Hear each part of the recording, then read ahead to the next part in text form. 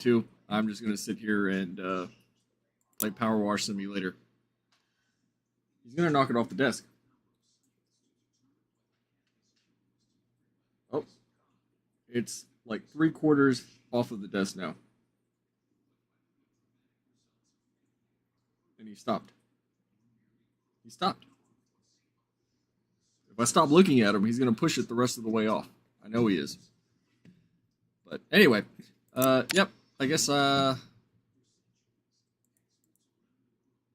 Sandica, Arquebus.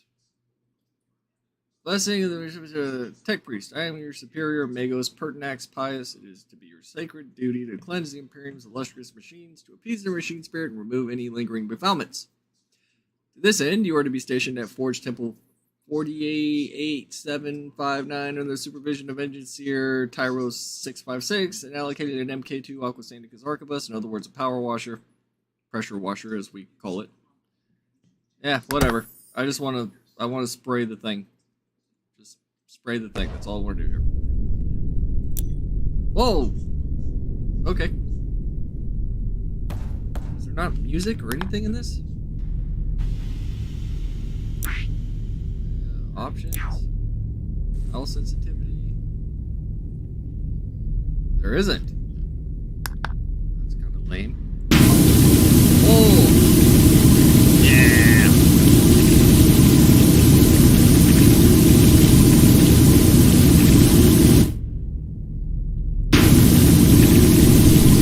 Fucking nerdlings got on this thing.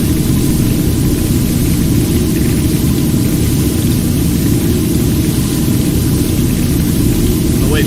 We have to do the ultramarine logo first. We have to get that all nice and shiny here. There we go.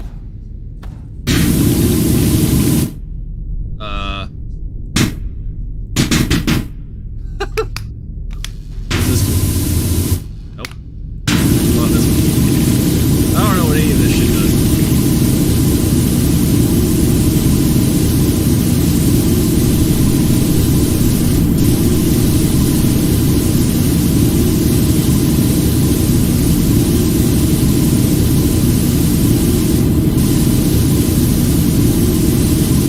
I guess I could do this like a normal fucking way. Game is loud, but I'm quiet. Oh, you know what? That might have something to do with the fact that I don't have it near my face. I actually had it pushed like all the way onto my desk. Is that any better? I hope. Maybe.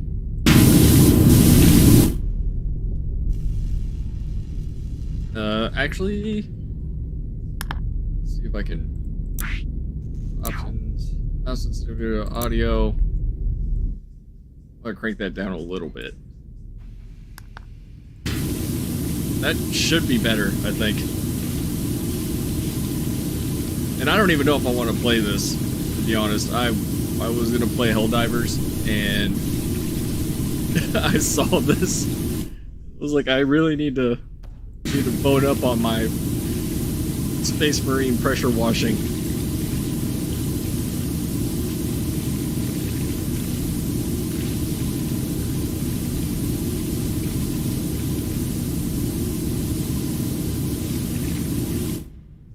They give me a... Oh, I have to... Really? I have to fucking climb all the way up there just to... Oh my god.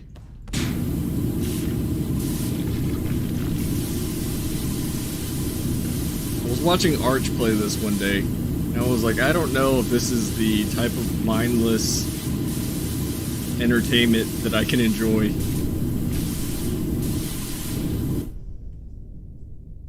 What does that do? I have no idea what that does.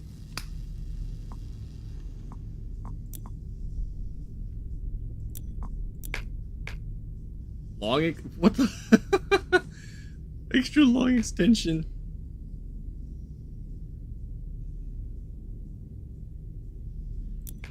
Alright. Soap nozzle. Turbo nozzle. Okay, cool.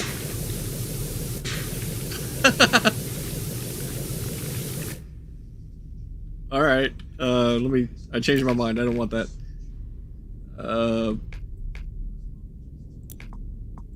That 40 degree, 15 degree, probably a 25 degree.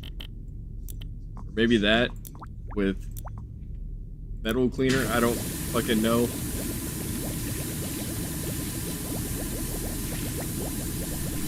I can't tell if that's better or not.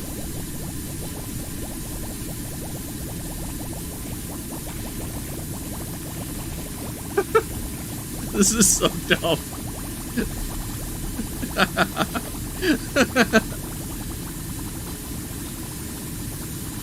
This is so dumb. Oh my god.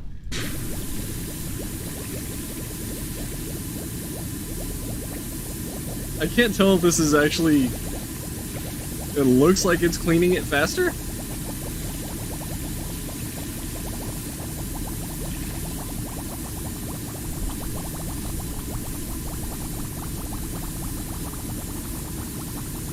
It's only 18% cleaned, and I've been doing this for how long now? Like 5-10 minutes?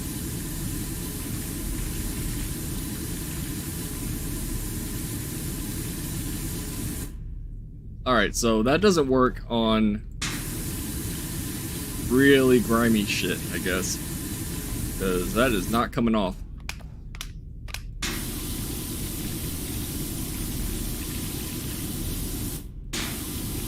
Yeah, that's not coming off at all. Huh.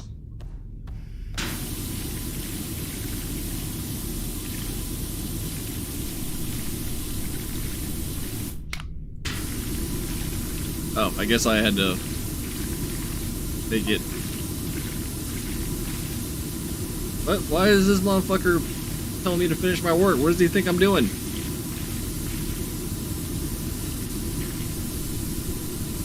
Tech priests are assholes.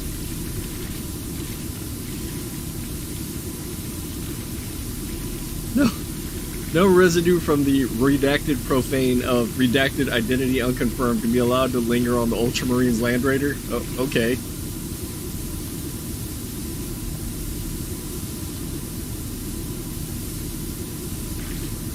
Maybe they ran over a great unclean one. I don't fucking know.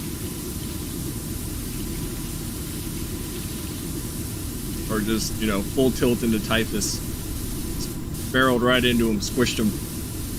Boom.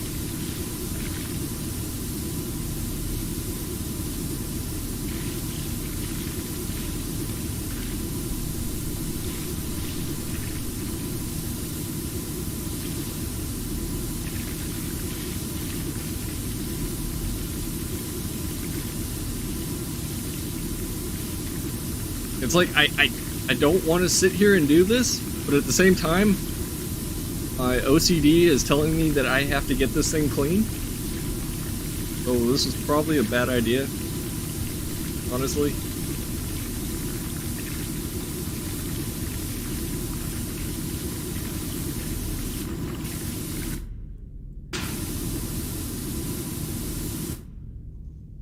I mean, how do you even know what you've already cleaned? Like, how do I know if it's spotless?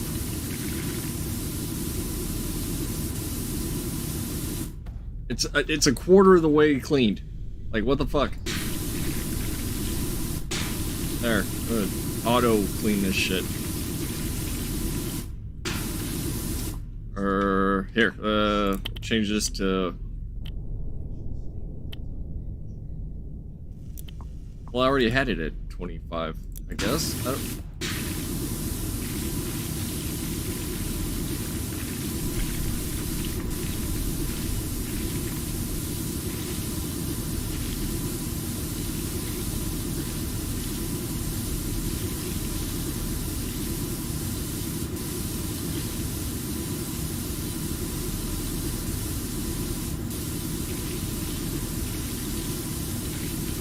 And I really just wanted to play this because, just in case anybody decided to jump into the voice channel on Discord, then I wouldn't be doing something that would have me screaming expletives every 5 seconds, like I would if I were playing Helldivers. Yeah. I didn't want to get too involved, you know? Refill, I guess. See, I don't know if this is working better, or maybe you just have to, like, get some of the really grimy shit off. But then clean the fuck out of that gun.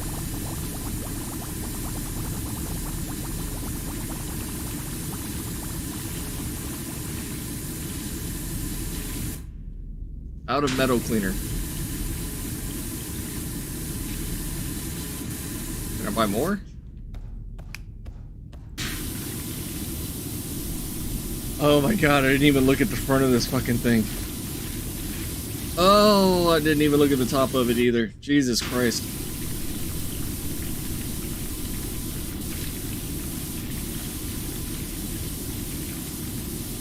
I don't know what I did to piss off the machine god that I deserve to do this, but this is bad. It sucks.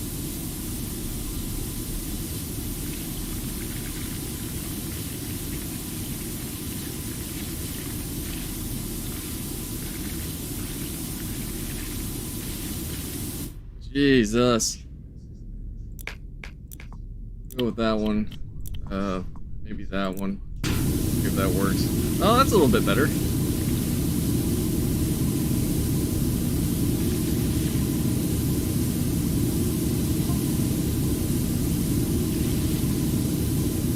Augment ritual fervor. A brief account of the Land Raiders' recent deployment will be forthcoming. Oh, so in other words, so you don't get bored, you can read lore on how the Land Raider got dirty. I guess.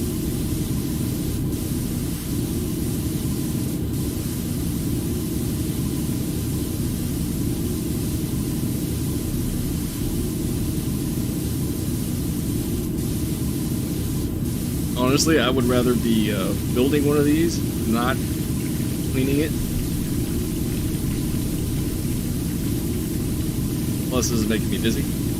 Wait, I thought I cleaned that already.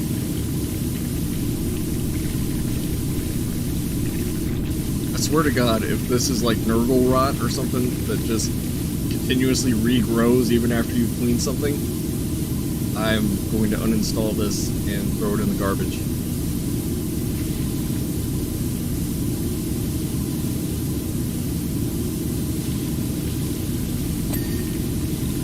Heavy bolter signal cleaned.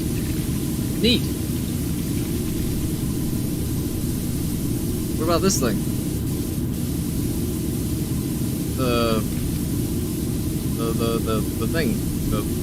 Whatever they call that. I always just call it the extra bit that I never know where to put.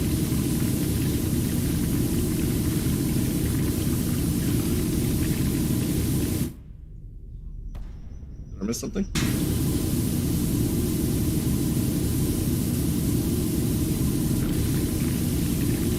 The dog's barking. I don't know what the dog is barking at.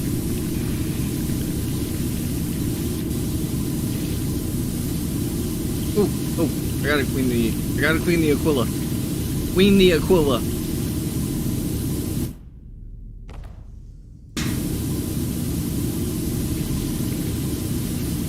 The Emperor, must be shiny.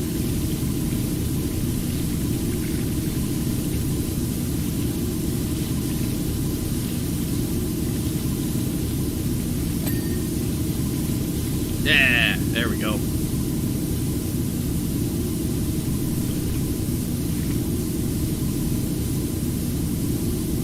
I'm sorry I'm not very lively. I haven't been feeling good for like the past, I don't know, 2 or 3 days. And it just so happens that of course I get a couple days off today and the rest of the weekend. And I feel like shit. So it's like, yeah, it sucks. And it's Easter. Or about to be Easter. But what, today's Good Friday, Easter Sunday. was supposed to go, or my wife and I were going to go to Missouri this weekend, until we realized that the airlines charge you a fuck ton of money to fly on a holiday. And we had just completely forgotten that it was Easter.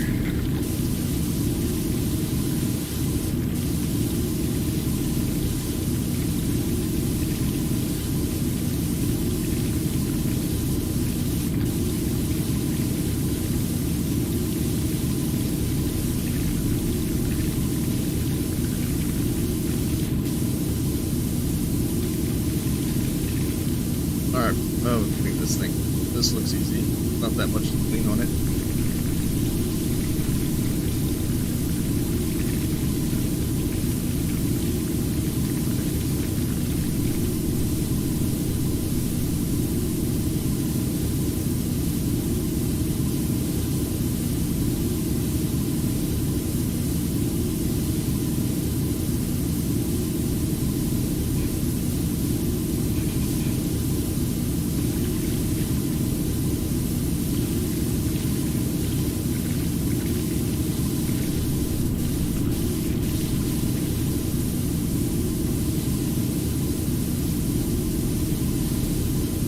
This is incredibly mindless. I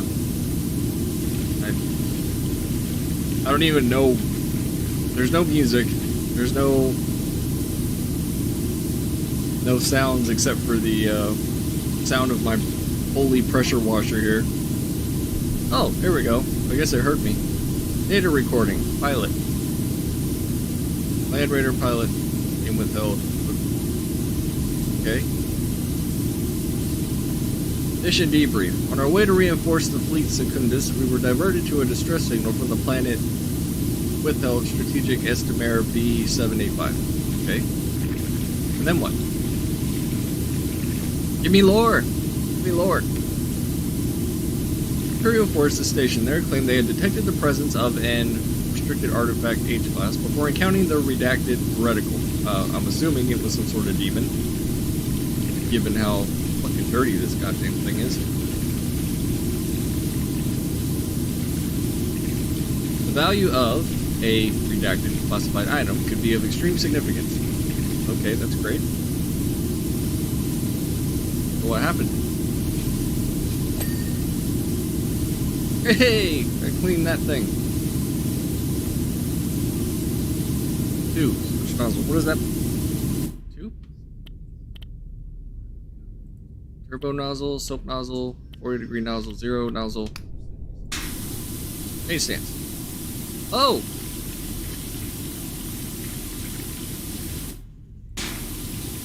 Well, that's not helpful at all.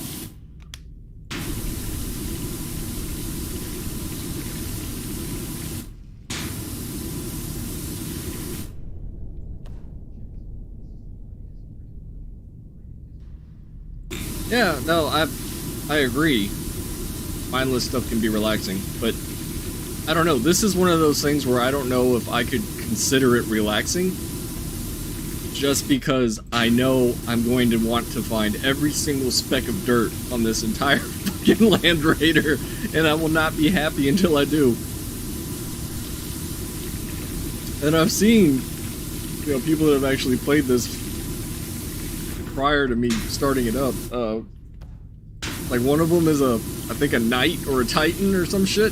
Like, holy crap. That would take me hours, literally hours, until I would be happy with how it was cleaned.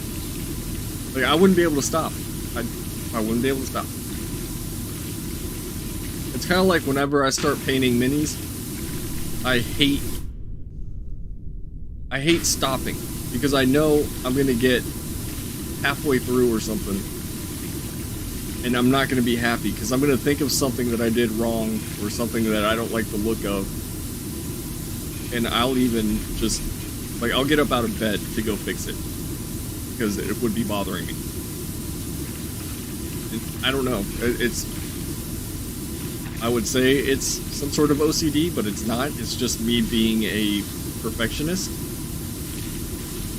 and I know that if I don't do something right away, I just won't do it later. Oh, it is at night. Okay, thank you. I should probably quit while I'm ahead. What? The hinge?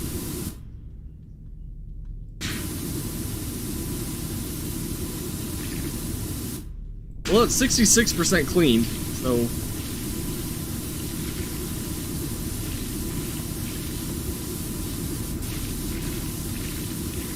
Fucking Ultramarines better appreciate me. Appreciate what I'm doing for them at this point.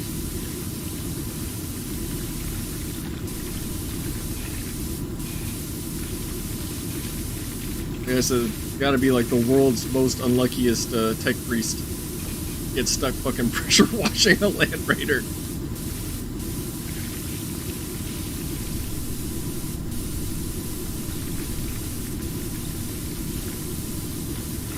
Oh shit, I fell.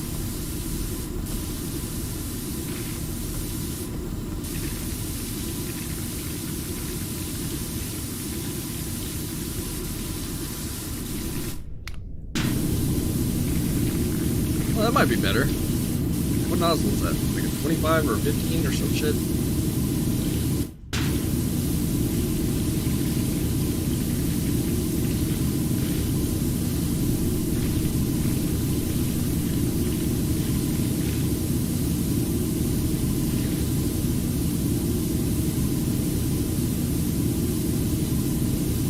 No way anyone's getting a Titan done. Yeah, no, fuck that. Like I said, I saw Arch like going up and down some steps and shit trying to get it cleaned, and I was like, I do not want to do that. That looks like work. This feels like work. And I am actually... I like the Warlords too, to be honest.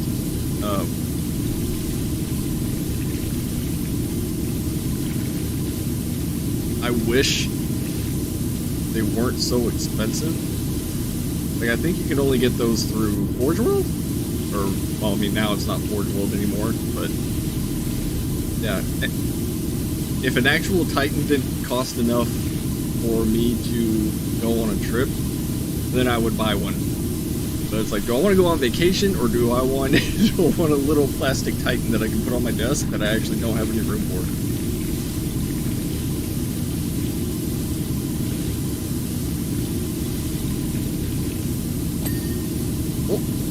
Frame clean?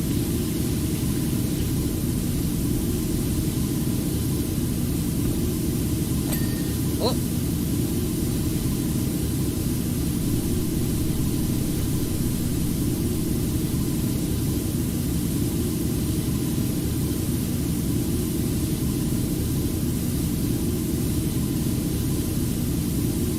I think I'm out of soap. Pretty sure I'm out of soap.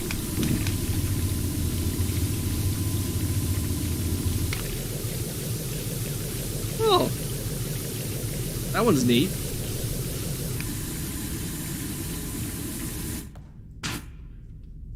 How do I buy more? Can I buy more?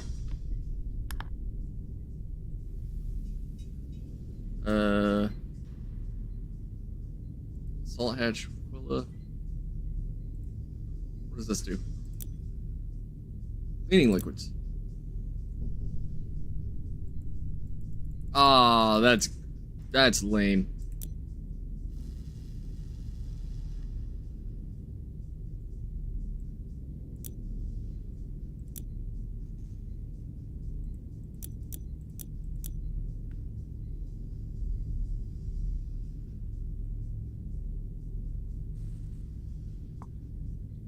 I didn't realize that there was a whole fucking like thing that I can buy here. I'm never gonna get enough money. I'm never gonna make enough money to do this.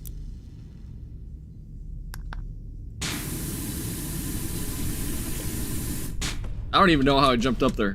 Oh, there we go.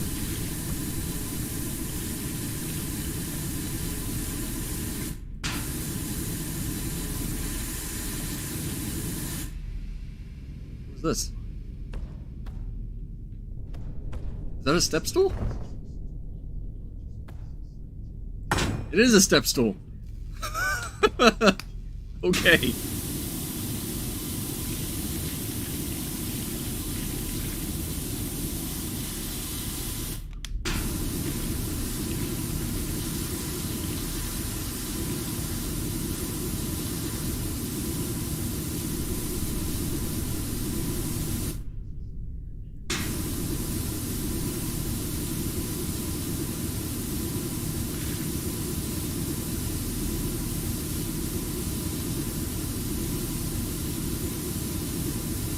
You gotta be kidding me. This thing has to be spotless? Okay, close enough.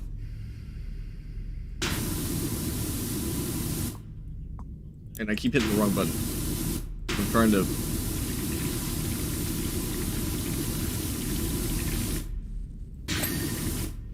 Hey! I keep hitting the wrong button because my mic is in the way, so let me move that.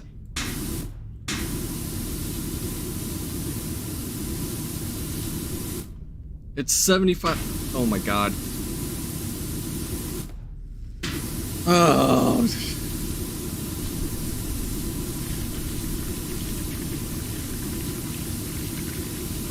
The holy step stool. Yeah, that's exactly right. I didn't even realize it was a fucking step stool.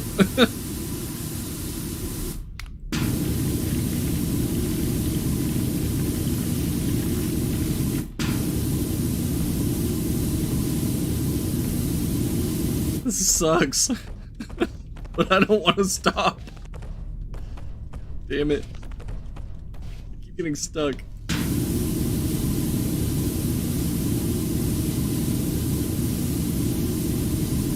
It's 76%. I guess you have to get a certain, like, percentage done?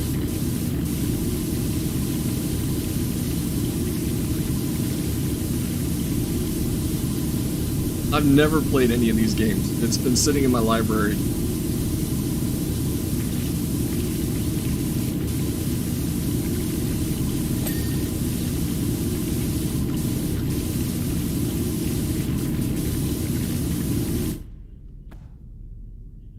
See the Golden Demon entry that modeled this game and Adeptus Mechanicus power? No, I didn't. I didn't really look at a lot of the Golden Demon winners. The only one that I saw that I really liked was that Age of Sigmar entry that had the vampire standing at the lake, and they somehow made it look like it was a reflection. That was impressive. I don't even like Age of Sigmar, and I was like, that looks amazing.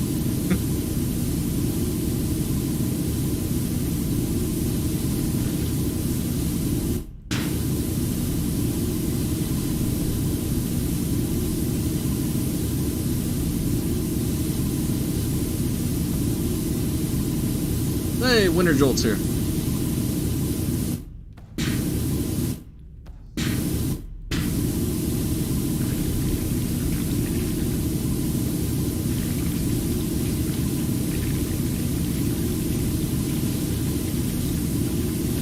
Glad that everybody... I don't think I'm going to keep playing this after this Land Raider. I'm going to probably switch to something a little bit more interesting.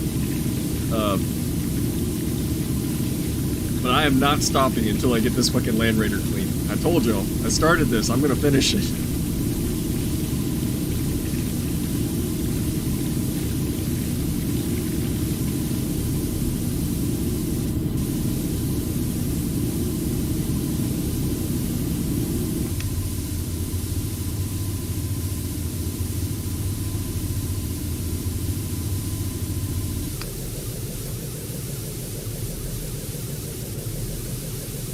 Swirly thing better?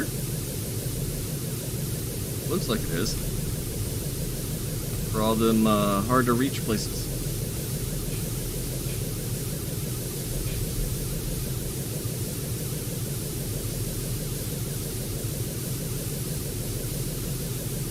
The Omnissiah said it had to be spotless. I should have gotten my my Mechanicus incense burner and lit it behind me.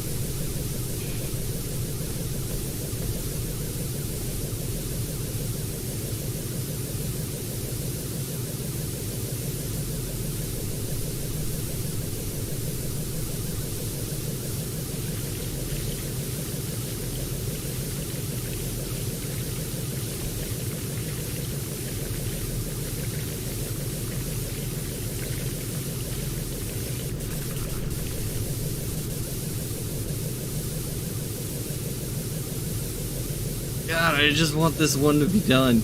I just want to finish this one. It's 79%. Jesus.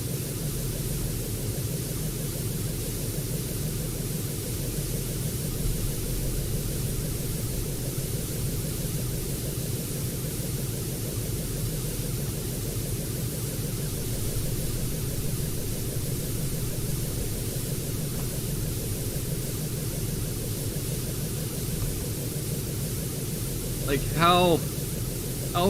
where is it? Where's the fucking dirt?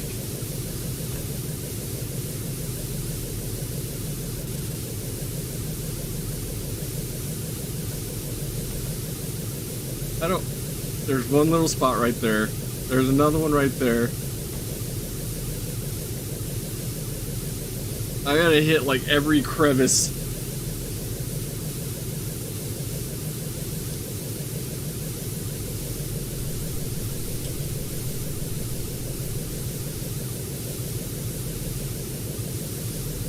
Yeah, like I said, normally I paid attention to last year's Golden Demon Awards mainly because I wanted to I was still trying to learn how to paint, you know?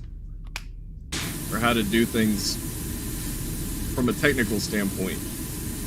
And yeah, I liked last year's entries. And then this year, it looks like I don't want to say the entries were bad because they're far better than anything I could do myself. At least from a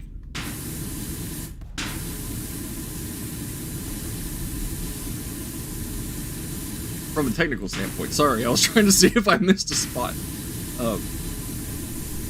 Yeah, it's, you know, I don't even want to call it paint shaming because it's not paint shaming.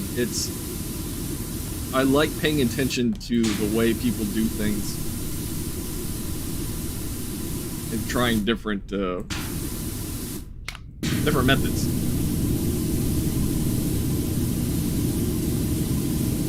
Oh, I'm in the voice chat right now. Anybody that wants to hop in the voice chat can hop in the voice chat whenever they want. That's why I did it that way. But when I'm in, the channel that I'm in isn't locked.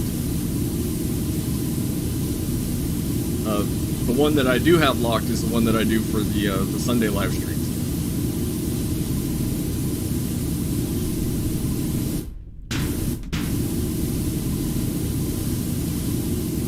I'm never gonna get this goddamn thing clean.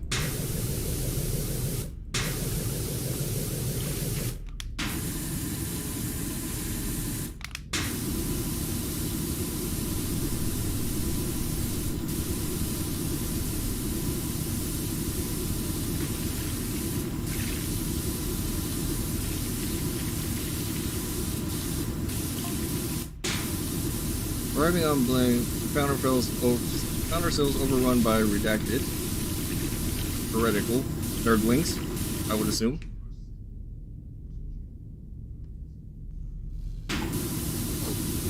Oh, we were close enough to detect the presence of a restricted artifact.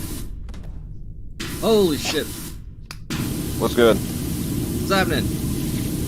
Not much at all. Better than me sitting here cleaning a fucking virtual vehicle with a pressure washer. Oh, God damn. Hey, doing the Omniscience work is one of the best things out there as far as I'm concerned. Yeah, you know, so I wanted to talk to people that look, my last video that I made had to do with that trans Skaven that everybody's fucking up in arms about. right? I've seen that. And my point for that video was, I don't care how people paint their things, right? But when you do it with an intent to rile people up, like Cerberus does, then, you know, people are probably going to say something. Same thing with this person that did the transcape. But, you know, these people will make it seem like everybody in the community is out to get trans people or LGBTQ people or anything like that. Out to, you know, no women allowed. You know, no gays. Yeah. But I wanted people's experiences that actually, you know, interact with people in reality outside of the internet. Yeah. Some folks, they're just all like, they paint their mini pastel colors just to rile people up, and they're all like, oh, why is everyone pissed off? Just do hate us all, just...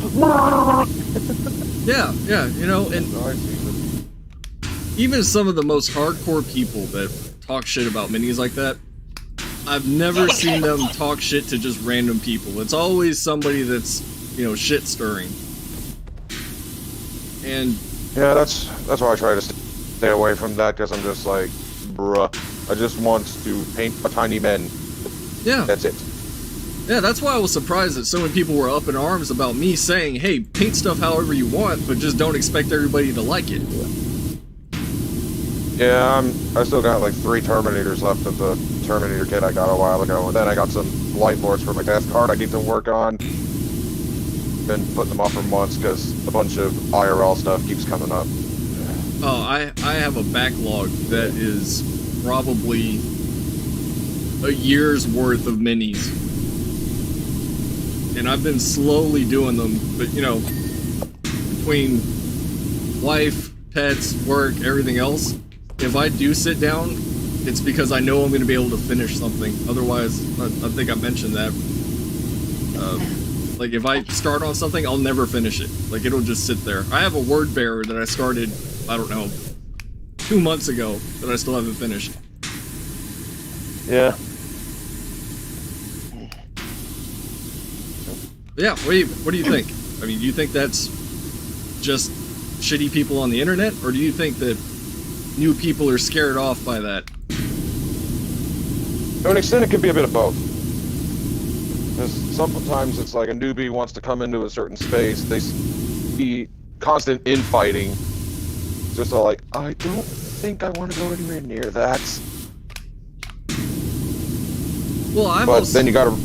No, go ahead. There's also those people that realize that there's good people out there, and I think it also depends on which crowd gets to said person first. Oh, 100%. First impressions mean a lot, yeah. Yeah, Because Metal Man is one of the main reasons I'm still even in the hobby as well, along with all the other people in the Legion. Yeah, but, you know, I think a lot of these... We stopped seeing a lot of the infighting for about a month or two. And... Then somehow it's just like, oh hey, let's start shit again. Yeah, exactly. Like, it seems like we get stuck in this same cycle over the same stuff constantly. And I think a lot of it has to do with, you know, some of these people are just straight up activists, right? And they're in the hobby probably because, you know, it's something that they had been doing, and now that they care more about other issues, they're trying to drag that into the hobby. Is the way I see it. The brain rot goes far and wide, my friend. That's Oh, yeah. how I see it. Yeah. And that's why, you know, I don't agree with bringing any sort of politics at all, whether it's right wing or left wing or what have you, into 40K. But, you know, you have all these people that all they want to do is talk about politics all the time. And, I mean, you've heard them say it themselves. Everything is political. Yeah, if everything's political, then what's the politics of the Joy Toy figure I'm holding? Yeah, I know you can't see it, but... the Grey Knight Terminator, Kadon Vivova, I think his name is. I'm thinking of getting another one, maybe Kaldor Drago, because I've been waiting for that one forever. I just like Grey Knight. I don't... Oh, no, he's not out yet. Well, damn, I was hoping he'd be out by now. I'm keeping my eye out, though. I think you can still... I know he came out around the time that Morven Val was announced, and I think you can already order them. I don't know. I have to double check because the last one that I bought was Dorn, the Horus Heresy Dorn, and he is sitting on the bottom of my shelf because I don't have enough room. I have so many of those damn things sitting behind me. It's not even funny. Yeah, this one little Terminator is the only one I'm holding. The only one I have at the moment. Well, I mean, it doesn't help that they're expensive as shit. But... And this guy was like $80, but I only paid like 50 something because I paid for some of them using a gift card I got. There was another one. Oh, you saw that they announced Horus, right? Yeah, I did. Dude's over $160 last I saw. Yeah. Oh yeah, Keldor Drago is available. Big Bad Toy Store wants like $76 for him. Same with Amazon. I hate to say it, but I've gotten all of mine from Amazon. Amazon has been the best pricing fastest shipment outside of a distributor. Yeah. Yep. Yeah. I've also been having some issues with some packages, especially if FedEx is the damn carrier, because like I have a jacket I got from when the Vault of Glass raid came to Destiny 2. Took me like about a couple months from when they shipped it out, because FedEx's tracking is so damn inconsistent. You know? I mean, UPS ain't much better. I've had better experience with them, because like whenever I order from Games Workshop, they ship with UPS, but to get the tracking number, instead of them just sending it directly to my email like they used to, it's now, hey, you have to go through this portal and some other nonsense to try and get your tracking number. Oh yeah, they want you to use the app. Which I'm not going to do, because my phone is old, it doesn't have enough space, and the battery's going to shit, so... I mean, I don't blame you. Not fun. I mean, I have an old Motorola that I've had for about a few years now. Yeah. After some events I got going on in May, I'm gonna look into getting a new one. A new phone? Yeah. Wait, how old of a Motorola are we talking here? I'm not sure. I think it's been... Are we talking like the government can't track you old? Or... It's a smartphone, but... You know, it's like... You know how it is with phones, with like the battery's permanently sealed inside. Oh, yeah. Battery starts going to shit, you can't swap it out. The reason I ask is because I've been legitimately thinking about switching back to like a flip phone. Just because I'm tired of all the phone shit. Yeah.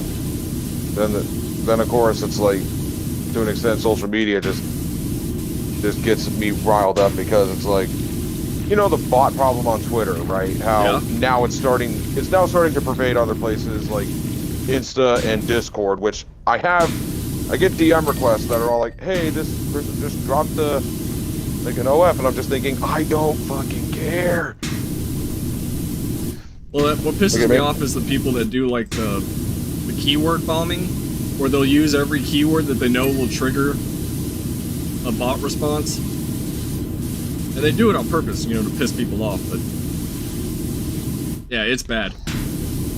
Yeah, I mentioned something about saving money to get a pickup truck, because I don't have my own car yet. I'm still using my parents' car, and it's like, I got a bot response that's like, hey, do this, this, and that, and I'm just thinking, no. Like, no. Serious.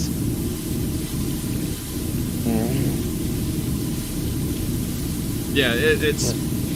I don't know. That was... all the crap on social media now, especially with the elections coming up, I think it's going to get worse. Start. God, the brain rot's gonna just Oh yeah, continue to get worse until it's just like, what? and God Is this real life forbid, anymore? yeah, God forbid if Trump wins. Holy shit, people are gonna go nuclear.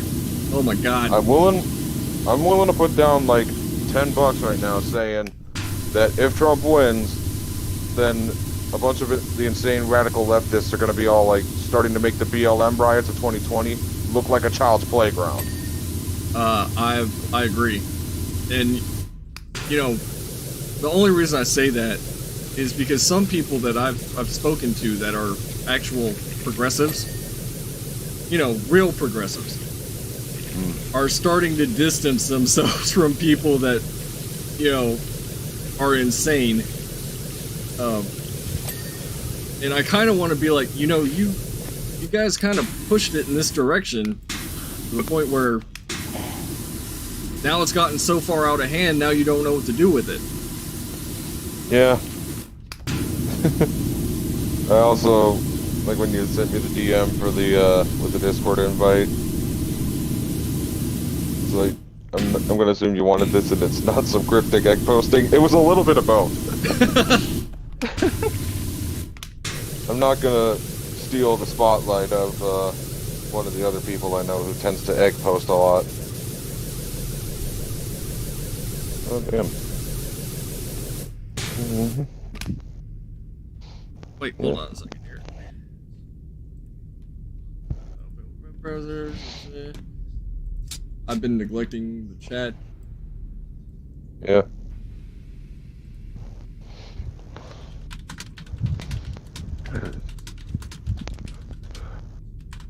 Keep forgetting my friend lives an hour away from his home. Or works an hour away from his home, because I'm waiting on a buddy of mine to get home so that, because I'm helping him get some stuff on Remnant 2. Is that any good? It's definitely better than the first one, because, you know, the first one, like, every boss fight was, you had the main boss, and then you had ads constantly spawning in. Yeah. Which, that's one of the main issues I have with the first Remnant. Well, it's the only issue I have with it, really. And the gray health system in the second game also helps you to a degree.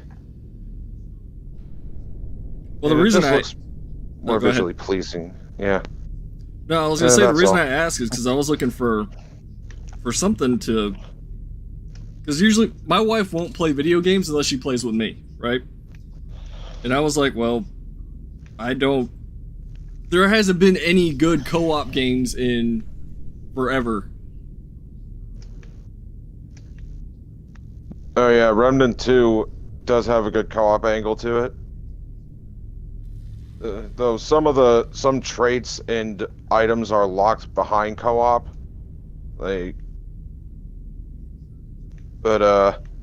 Yeah, my friend is needing something because we're doing a run on Apocalypse difficulty, which, if you know me, I kind of suck to a degree at Souls-like games, even though I've finished Dark Souls 3 and Dark Souls 1, as well as Elden Ring. Yeah, I mean, I gave up on Elden Ring. My coworker loves that damn game, and I'm just like, nope. I'm replaying Elden Ring. It's so good. Melania fucking just... I've seen so much art of Melania that's like... where people are all like wanting her to step on them and all that. Of course I see a lot of like more beautiful stuff too, like where she has her wings out and it's just like a sort of angelic backdrop too. I'm just like, yeah. Wait, who said they're playing Elden Ring? I'm not playing it right now. I'm playing Remnant 2. Man versus Minis. Oh, The I king. thought that was you. The Elden King. The Elden King of these nuts. Hey. Oh, You know, I was talking to somebody earlier about Elden Ring, and I was just like, yeah, you know, I started over to get ready for the DLC. I chose the three fingers the first time, and I guess I'm 3 fingers deep. Hey yo. And then that was it. yeah, you're, God, what did you call it? the picture you sent me. Me? No, minis. Which one? The last one, the meme. God damn it. Oh, of course, a fucking crypto bot responds to my good morning post. The Deathwind Assault one? No, the Skaven one. We were talking about the Skaven shit. Oh yeah. Yeah, the one with the trans color Skaven. Yeah. I get you. Yeah, you know, it's just unfortunate because, look, I'm a miniature painter, and I have, I want to be known as an acrylic painter, but that's not my identity. I realize some people want to be tied up in their identities, and the internet has done this thing of giving voices to the voiceless. You know, for 40,000 years of whatever humanity, you know, it's only in the past like 20 years that the people who never were heard from became the loudest talkers of all of us. And that's a very interesting paradigm that we're now living in. Yeah. And it's just unfortunate that, look, be who you are, be whoever you want to be. You know, but when you get to the preachy aspect of it, that, you know, it's both sides, whether it's religious zealotry or ideological zealotry. Keep it to yourself. You know? Well, that's what... Keep it to yourself. Nobody cares. But then you create venom and animosity towards people, and this is from both sides. You know, you create vitriol in toxic environments, and then you use the worst imagery possible to display the pride you have in your cause. And it's... Well, that was my point. In the last video that I did, where I was bitching about people, you know, going after that and harassing people, whatever, that's essentially what I said, was I'm not going to go out of my way to look for people that are painting trans color minis or pride color minis or any of that shit. The only ones that people seem to go after are the ones that, you know, like tag GW. Mm-hmm. People like Serb. Yeah. The ones that are actually trying to push an agenda, you know? Yeah, but it's also... But outside of that, who cares? It's not agenda pushing, because what's the end game? You know what I mean? It's like, why does any of it matter? It's you... Okay, you promote an ideology. Now everybody's trans. Okay, so now half the population stops reproducing. What does the other half do? I don't understand. You know what the end game is. Live your life however you want to, but the push is, I don't know. Well, I've been scraping mold minds off minis, man, as I do. You know, and that's why I'm surprised that so many people were up in arms, is because I basically just said, I mean, I went almost full-blown libertarian, like, do whatever the fuck you want. It doesn't affect me. But don't be surprised when people, you know, talk shit or say whatever they have to say, because everybody has an opinion, you know? Yeah. But then they turn it into, oh, well, the 40K community is, you know, bigots and racists and homophobes, and it's like, yeah. no. But not just the 40K community. I'm seeing a lot of like this Gamergate 2.0, and just let the fucking games be the games from both sides. You know what I mean? Quit reading shit into shit. Quit pushing shit into shit.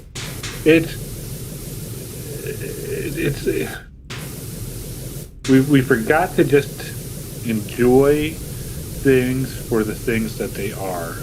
Everything has to have a duality and an ambiguity and a meaning or a purpose. No, a fucking plastic miniature can just be a plastic miniature. Yep. You know?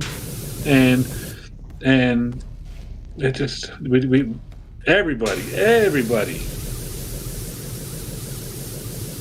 attaches themselves to it, and it's, you know, we hold on to things for nostalgia, but even things that haven't changed, they're not the same to us anymore.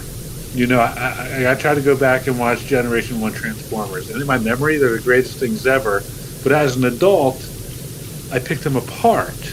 And a lot of that is the world we live in today, because it wasn't until like the mid-90s, late 90s, when Buffy the Vampire Slayer came along, and we got TV shows that actually told a story over an entire season, an arc, you know, and then they actually went into like multi-seasonal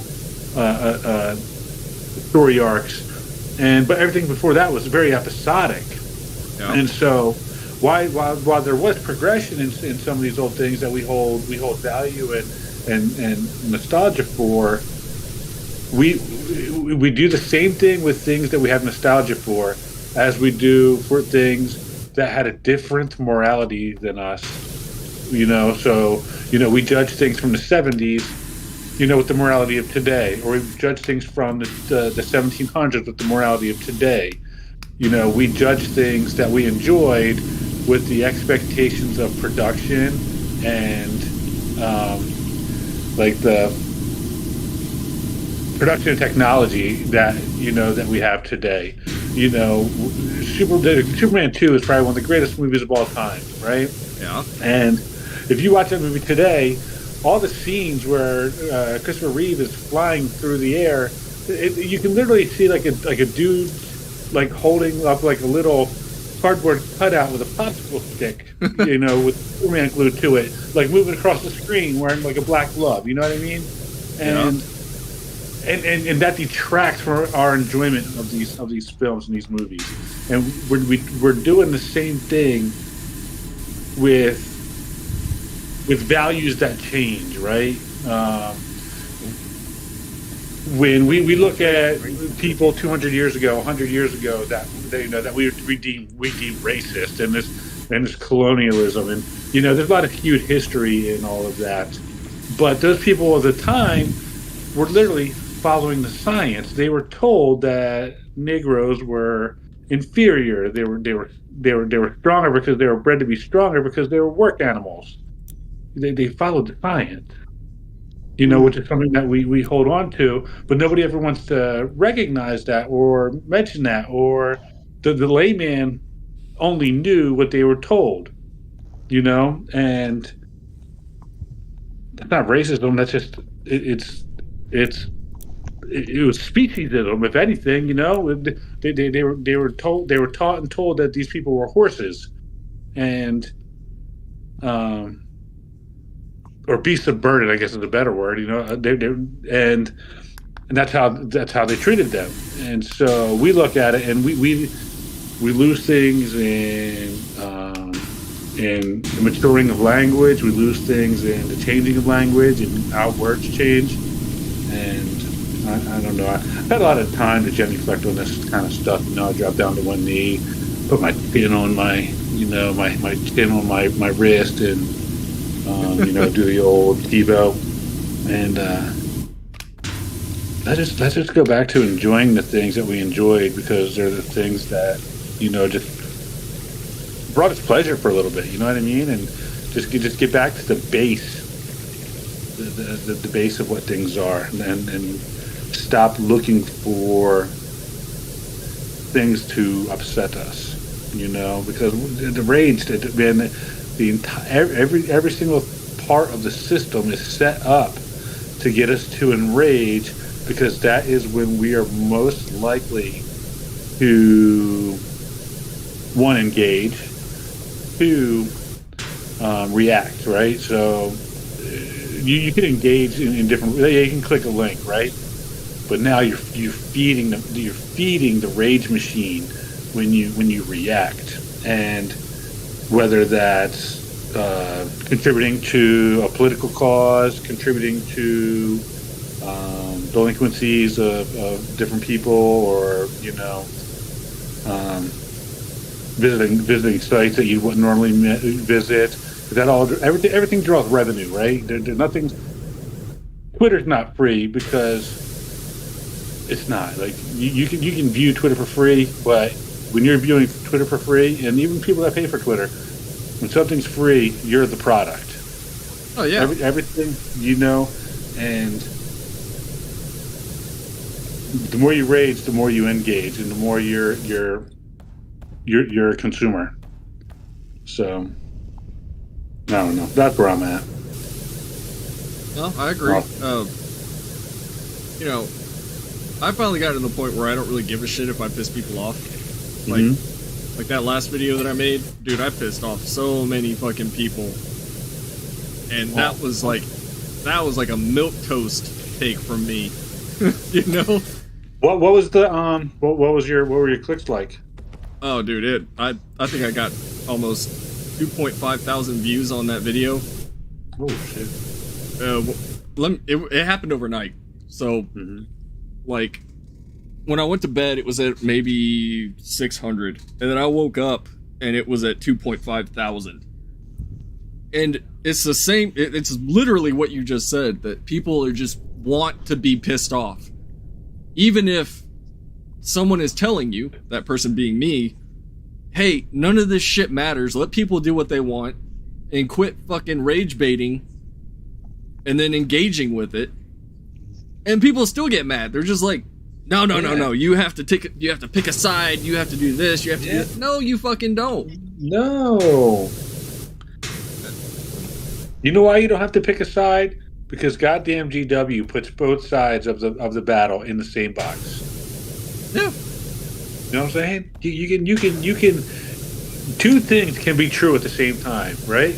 You can agree with this person, but still have the values of the person they're arguing with. Yeah. You know what I mean? Like they're not. Nothing is mutually exclusive in this world. Like, you know what I mean? You can have a duality in opinion. So, like, not everything is written in stone, except for things that are written in stone. Well, I mean, you'd be surprised. Yeah. I don't know. I think that's way too deep for me today. Everything's just being fun. That's why I like Armored Core 6. Yeah, dude, I'm literally having so much fun in Elden Ring. Like the first time I played Elden Ring, I'd never played a Souls game before, and I'm an old gamer too, But I played a lot of things. I got a lot of plats. I got a lot of, 100% on the Xbox.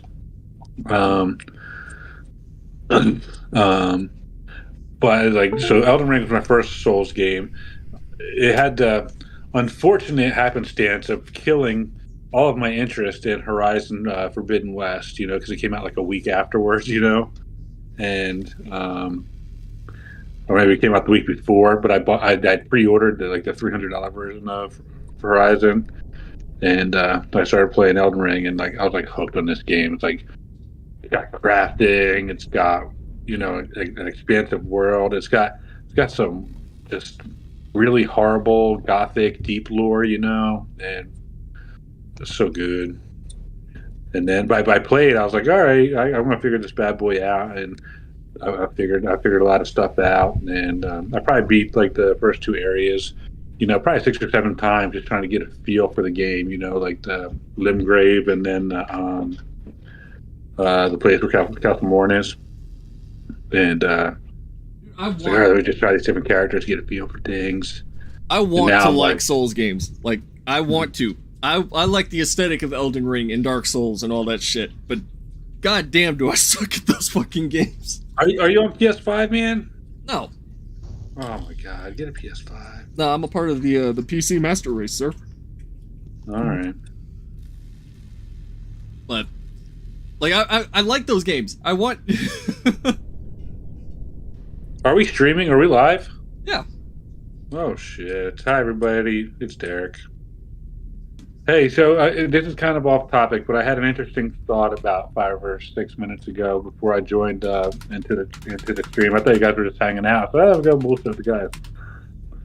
No. So with all this stuff coming out with P. Diddy, that some of us have talked to, have had conspiracy theories floating around for years, with Diddy and Tupac. Or, I'm sorry, 50 Cent and Tupac, spilling the beans. Who's that? Cat Griffin, or what's that guy? Cat Williams? Cat Williams, yeah, he's talked about it a bunch. Jay-Z being dirty, Beyonce being underage when Jay-Z found her, R. Kelly and Aaliyah and whatnot. Do you think rap always was a shortened slang word for rape? It's rape music instead of rap music? I don't think so. All right. I don't know. I think that's just Hollywood, dude. I think that's just Hollywood in general. Mm-hmm. Like one thing. All right. One thing that you're gonna be laying down in bed tonight, and you're like, maybe it was rape music all along. I have my own thoughts about rap music, but that's just me. And then I know if I say what I want to say, somebody's going to call me a racist, even though it's the farthest from the truth. I mean, look, we all have prejudices. We all have things that we have aversions to. And if you tell me, if you look me in the eye and tell me that you know somebody who doesn't have an aversion to somebody else for a thing that they can't control, you're a goddamn liar. Oh, I agree. Everybody has it. We're literally every algorithm in the world is set up and maintained to keep us at odds with each other, so that we're not looking at the real culprit. I don't know what direction you're going in with that, but that's the CIA, man. The CIA is trying to keep us at war with each other, so we don't. I mean, I do not doubt that there is a part of the government that is dedicated to keeping us pissed off at each other on the internet. Mm-hmm. It's just, I don't know how well it's working. I mean, we're pretty pissed off at each other on the internet. I mean, yeah. I'm just saying that most people can kind of, or at least I hope, most people can kind of see past the bullshit. The internet has given us all a chance to get attention that we wouldn't otherwise get, Yeah. And like you said, it gives people a voice, and I don't think some of those people should have a voice, but that's just me. Exactly. Like, I think there are plenty of people that I've seen online that I'm just like, this person needs professional help. Man, I try to act normal online, and I see some of the things I put out there, and I'm like, damn, I need professional help. And I put memes about acrylic paints up. You know what I mean? It's not. Oh man, there's always I don't know. Yeah, I always tell my wife, I'm just like, the internet's not real life. No. Do you ever go down the dead internet theory rabbit hole? Oh yeah, that everything's just being posted by bots. Yeah, but it's closed circuited, so like it's like the internet you see may not be the internet I see, but we have portals like this where that share a common port basically, and we're able to connect here. But I could be looking at a different World Wide Web than you're looking at when you do a search. Is different than the one I do a search in. It's like it's fragmented. It's like instanced. Like Warcraft dungeons. I mean, we know that's still objectively true one way or the other, because one example is kiwi farms. No. Like, Google actively censors kiwi farms from search results. Mm-hmm. Safari, surprisingly, which is owned by Apple, does not. So, like, if you go to Google right now and type in kiwi farms, you will not see a link to the website at all. Interesting. You'll just see people bitching about it, but no link. Go to a different browser, it'll be there. Interesting. Yeah, I know Kiwi Farms is a thing. I know there's a kerfluffle. What's the person's name? Keffels. Oh, that's the one. Yeah. So, Keffel. That has something to do with that, but like beyond that, I'm honestly totally clueless to that. You know, And so is that's- Keppel a trans or a straight that is pro trans? no, Keffels is trans, Oh, it is. Okay. and that Keppels is super trans. yeah, Okay. Keffels is the Because I bigot thought I saw trans. some. Builds her Like I own, thought I saw a thumbnail of a chick with, but it said K name. That was probably like 2 or 3 years ago. Sorry, guys, can you hear me? Can you hear me at all? No, I can. Okay, because I've been trying to talk for like the last 15 minutes and I keep getting talked over. Oh, sorry, man. I just jumped in and joined. I thought we were doing a hangout. I didn't realize you were streaming. But now I can hear you. I haven't heard him at all until just now. Yeah, me neither. Yeah, that was the first I've heard him. Wow, okay. Must be my crappy internet then. Hmm.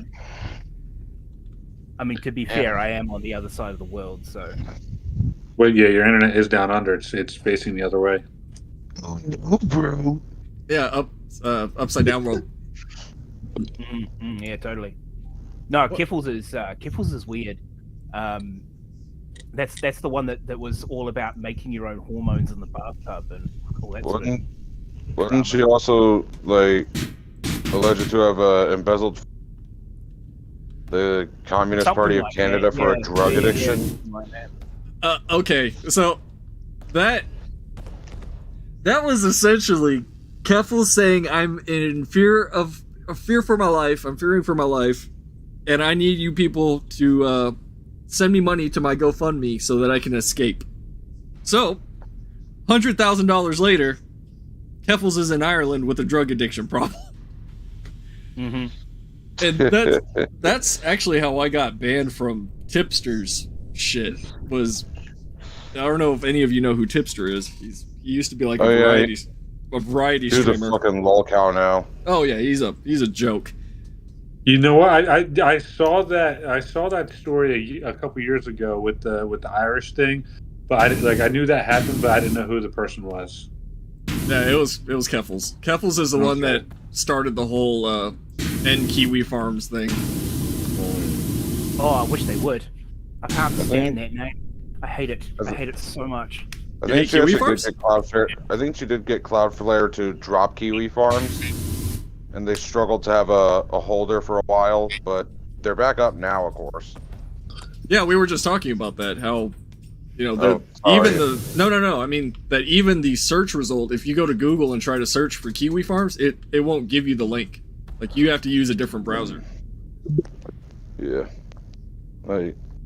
Yeah, sorry if I was talking over someone there a minute ago. Yeah, me too. He wasn't coming through, so I think we get a pass on Oh. that one. Sorry, Alfarius. No, you're good. You're good. No, we're Like I just said, we're just I actively hate- censoring him. Yeah. I hate the word Kiwi Farms because as a New Zealander, we refer to ourselves as Kiwis. So every time I say that, I'm just instantly linked with Kiwi Farms, and it doesn't. Now, Oh, I'm so you sorry. You call yourselves Kiwis with a hard R or a silent R? Oh, definitely the hard R. Definitely. Based.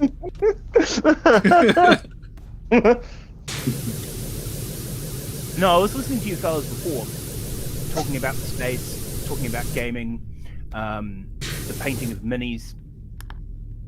I mean,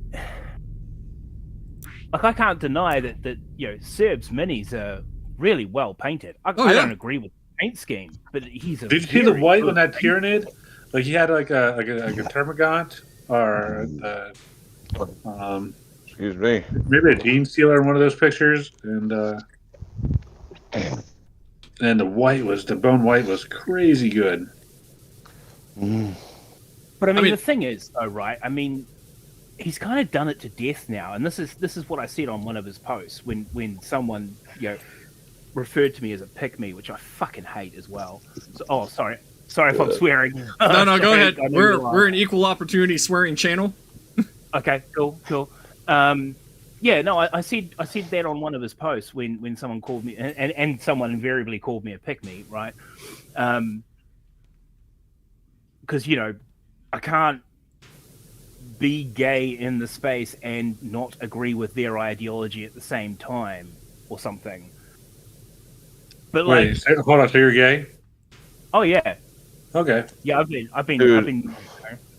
I've I just been thought that out was something in the Australians most caught you live. guys. I didn't realize it was real. Dude, I saw some people trying to pull that with Atlas at one point. Same Oh, with yeah. I think someone even tried to pull the same thing with Bowman. Yep. Yeah, that's a All shame. the time. We're talking about the picking. Yeah, stuff, right? but Bohemond is like whenever I don't follow the guy, but he comes up on my feed sometimes, and he's like Shay, but Can't stand it. I don't see much difference. You know, like plays the identity way too hard, plays the victim way too hard. It's very similar to me. Some Well, see, folks that's- act like everything's their that's exactly identity my these point. days. Right? This is exactly my point. So, just getting back to what I was saying about Serb, right? So, you know, he's quite an amazing painter. I'll give him credit for that. But he's done it to death, and the only thing I can think about now is that he's just doing it for clout. He's doing it for the clicks. That's all he's 100%. doing it for. Mhm. Yeah, because you do it once, you go, yay, supporter, yay. But to do it for every single model, to do every single model available in that scheme is just that's a little bit. And then to parade it all over the space, it's just that's taken it too far. That's grandstanding now. Well, I've But I mean, always said He's my definitely problem with Serb. monetized, and he's definitely drawing money from it. There's no way he's not. I've said it before absolutely. multiple times. My problem with Serb has nothing to do with how he paints his minis. It has to do with the fact he's an asshole. Oh, and that too. Absolutely that too. Doesn't he also say he thinks his son has a just complex, or how the fuck you pronounce that? He said some sus stuff about Yeah, that, but that's kind of a meme now. Like Yeah. everybody, it's like That's- everybody dead horsing it. yeah, that's not that big a deal. It's the dude's just Yeah. an asshole, plain and simple. Yeah, And of course, Yeah, but if they you all are though. They all are. And Oh, yeah. that's the biggest issue. They all are, right? Yeah. So don't Yeah. get me wrong, there's some assholes on the Chudhammer side too. You know, of course. I mean, you're going to get assholes everywhere, right? And this is something that Man versus Minis there was talking about earlier, which I thought was interesting, right? Is the beginning of the split, right? Mhm. And that's exactly it, because he was talking about progressives or real progressives. I think it was Man versus Minis. no, Anyway. that was me. Oh, sorry. But yeah, No, you give me credit for all the great points. Okay, fine, it's his now. It's very very accurate, and I am living proof of it. Right, I used to call myself a lefty. Now I can't even stomach the thought of being referred to as a lefty. If leftism is the blue-haired activism, right, the trans flag and the Free Palestine flag in the same fucking box, right? If that's leftism, then I want no part of it. None. I mean, here's the thing. I absolutely dare any trans person to scream the filth that they scream on Twitter and walk down the streets of Gaza and see what fucking happens. Yep. Do you know what I mean? Yep. They'll be stoned. to death Hell, in don't the even street. scream anything. Just walk down with a rainbow in your hand. Yeah, that'll You do don't, it. you don't got to do nothing. dude. Some of the shit where it's like that would be like me saying my sole identity is the fact that I like Warhammer and I listen to a lot of heavy metal, like Five Finger Death Punch and all. Based. Oh, Yeah. Oh no. Dude, you just hit like every stereotype that we have. Do you know what I think? Every time I walk into a friendly local game store or a games workshop, and I've been doing it since I was 12, which was, I don't know, 30 odd years ago.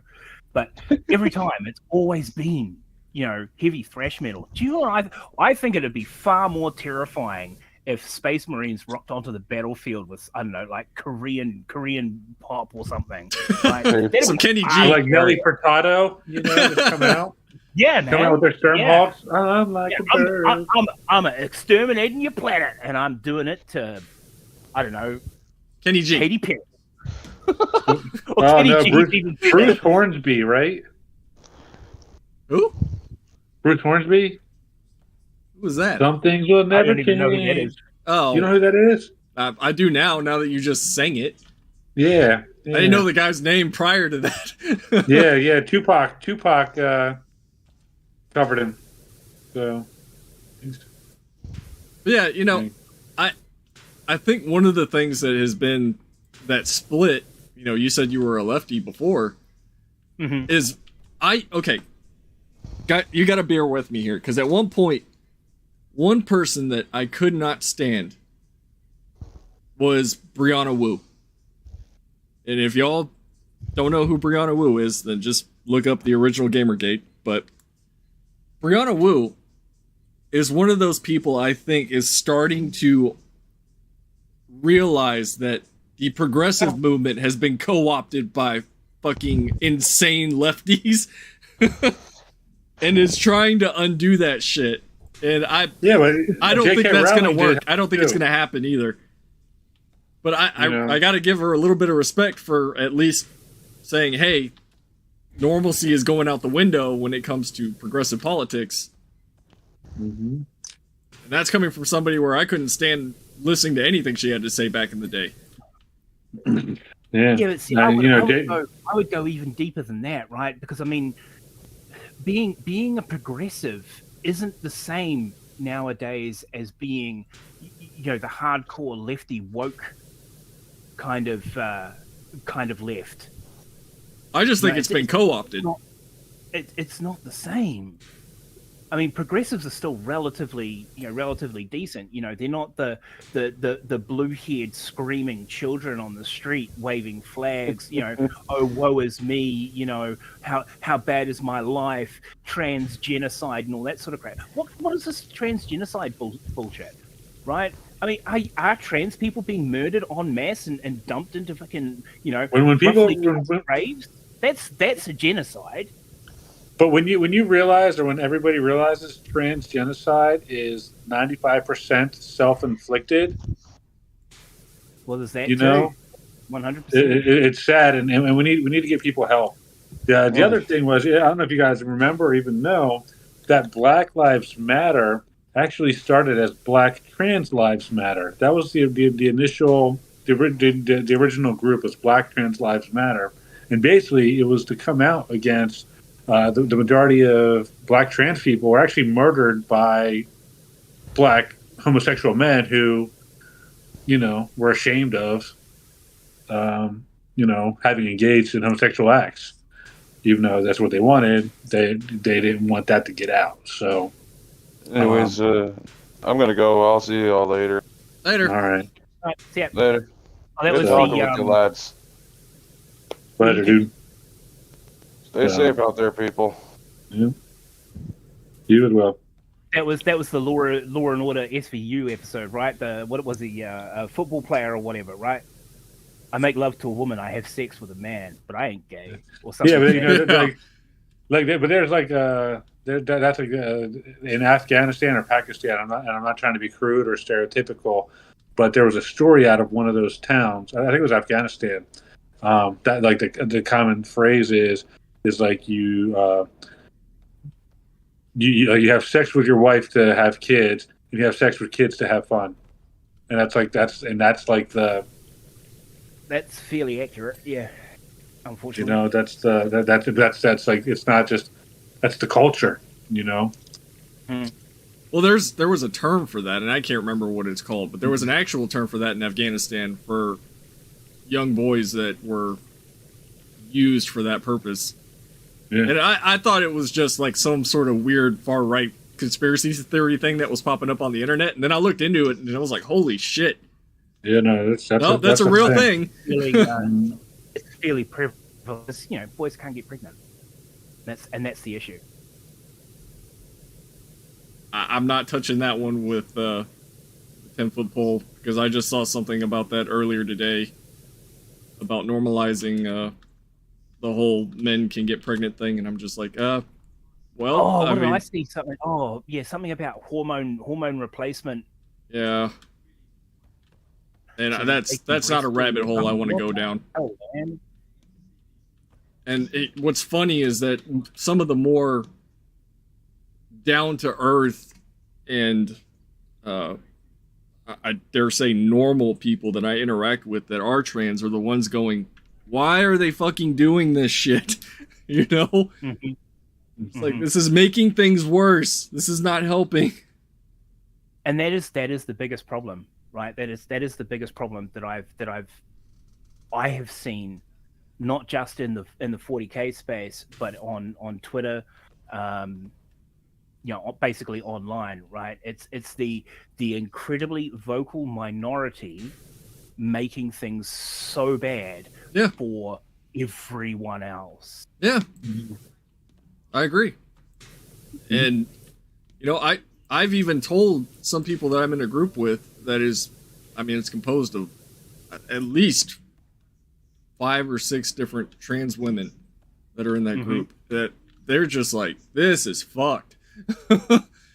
Like, I am so sorry that you people have to deal with this.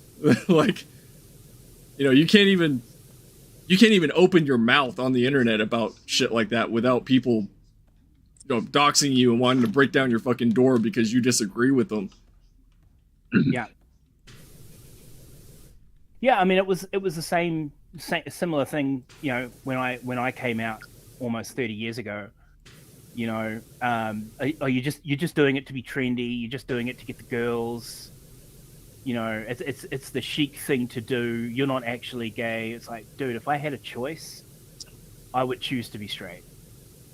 It's not, Well, that's what pisses me off about these fucking people, though, is that they'll sit there and call you every name under the book, even though, you're not homophobic, you're not transphobic, you're not any sort of phobic, and all you do is have an opinion.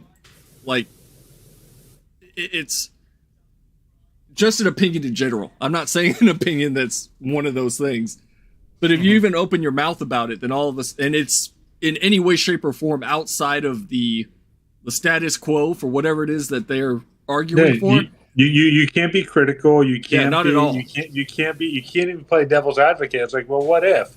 Because then you are immediately right. If you're exactly. not pro them, if you're not with us, you're against us, and Yeah, Ewan McGregor had a great line about that back in the day. What was the line? I have the high ground. No, right? No. If you are not with me, you are my enemy, right? Only a Sith deals in absolutes. Yeah. As in, only the bad guy deals in absolutes, and that's what they are. They've become the bad guy. The quote unquote progressive, freedom movement for all these weird things, right? I mean, I still refer to it as the LGBT community because that's what it was when I grew up. But the LGBTQ plus internet alphabet community. What's the plus right? stand for? Everything else. Yeah. It's so they don't have to keep adding letters, right? It's just everything else. They scream for freedoms that we've had for a long time. We fought the great fight back in the day, and these people they stand on our shoulders and shit all over us with no respect for history, and then refer to us as pick-me's when we tell them to sit down and shut up. It gets on my ass, man. I mean, I feel the same way about like hobbies. I used to get my ass kicked walking home. I used to have to walk 3 miles to a pharmacy to buy a comic book from a spinner rack. I couldn't even get a hole. And like bullies would stop me and take my shit or get into fights or whatnot. And now everything that that I was assaulted for as a child is now fucking trendy. Well, yeah, I mean, a 12-season run of Big Bang Theory helped out on that a lot, but yeah. It's funny though. I sit down and. I've worked at several game stores in my life. I literally just spent 2 hours at a game store, my local game store this evening, just hanging out, talking to the owner.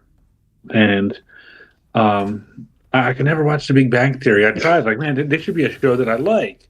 But I sit down and watch that show, and watching people who have zero interest in the things that they're talking about, it drives me nuts. Like there's no passion in it. Yeah, they talk about World of Warcraft, and yeah, they talk about Batman and the Flash and Green Lantern. But there's no passion in it. Like when I talk about those things, there's like my face lights up. It's like I love these things. That are in a terrible state where they are, but I can't watch that show because it's just people saying words with no. They're not very good actors when it comes to liking the content they're acting about. Well, I think that's one problem, and that's why we're seeing a lot of this backlash with the games industry right now. Is that when you have these people that just hate the fucking consumer, like they say gamer like it's a dirty word. Oh yeah. And it's like these are the people that are running the industry right now, that are involved in the industry. And it's like they hate the customer base. Yeah. Well, yeah, it's because you're not a customer. You're not even a consumer. You're an audience for me to bash with my ideology. Yep. Exactly. And I think more and more people are kind of waking up to that because, I mean, how many have we seen now go private and locked down just because they're spouting these crazy fucking far left talking points? I mean, it's not just the left, though, dude, right? The far right is equally as guilty. Oh, yeah. No, I agree. I don't think, in the games industry, I mean, specifically the games industry, I don't see that much of a far right representation. No, that's fair. That's a fair statement. What do you mean? I freely admit I don't know too much about the games industry. I mean, I sit at home, I play my super old games, mostly American Truck Simulator. I'm not that big of a gamer. Oh no, when I say that, I mean specifically about the games industry, because I mean it is overwhelmingly full of progressives at this point in the gaming industry. Women. Not just progressive women. But it's less when you see these accounts, it's less talking about the industry and more about, like as y'all said, about activism. Mm-hmm. And just look at. I mean, sorry, I know I'm interrupting. No, go ahead. The Leslie Headland bullshit with the Acolyte, right? It's exactly the same thing about what you're talking about.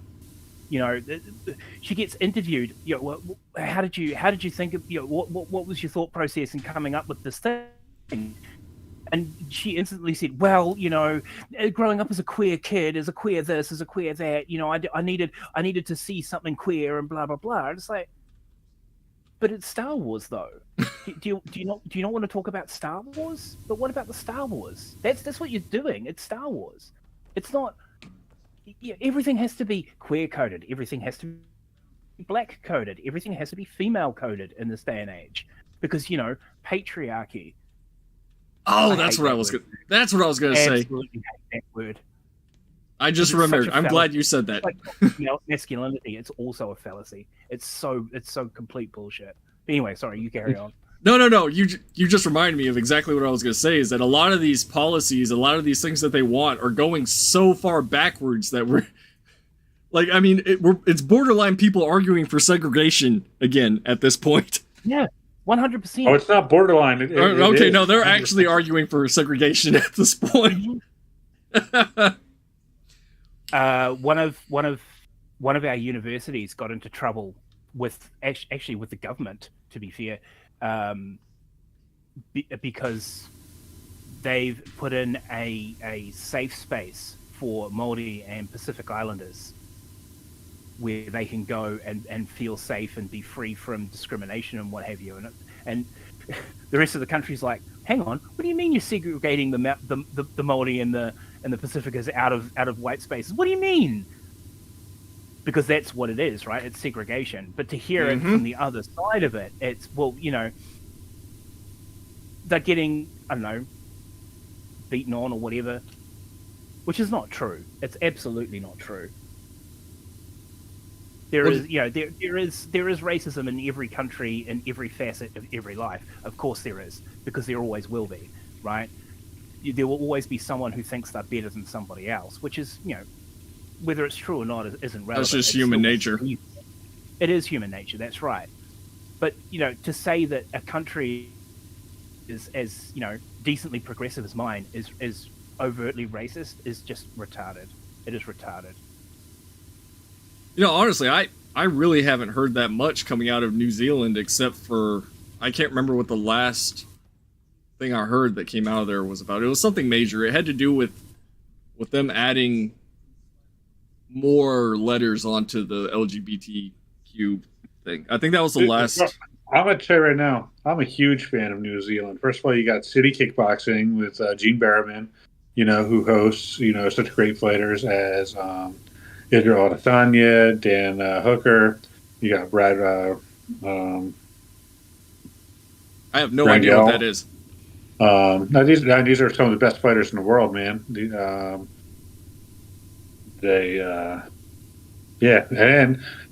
I'm a huge fan of goat milk, goat products, goat cheese. The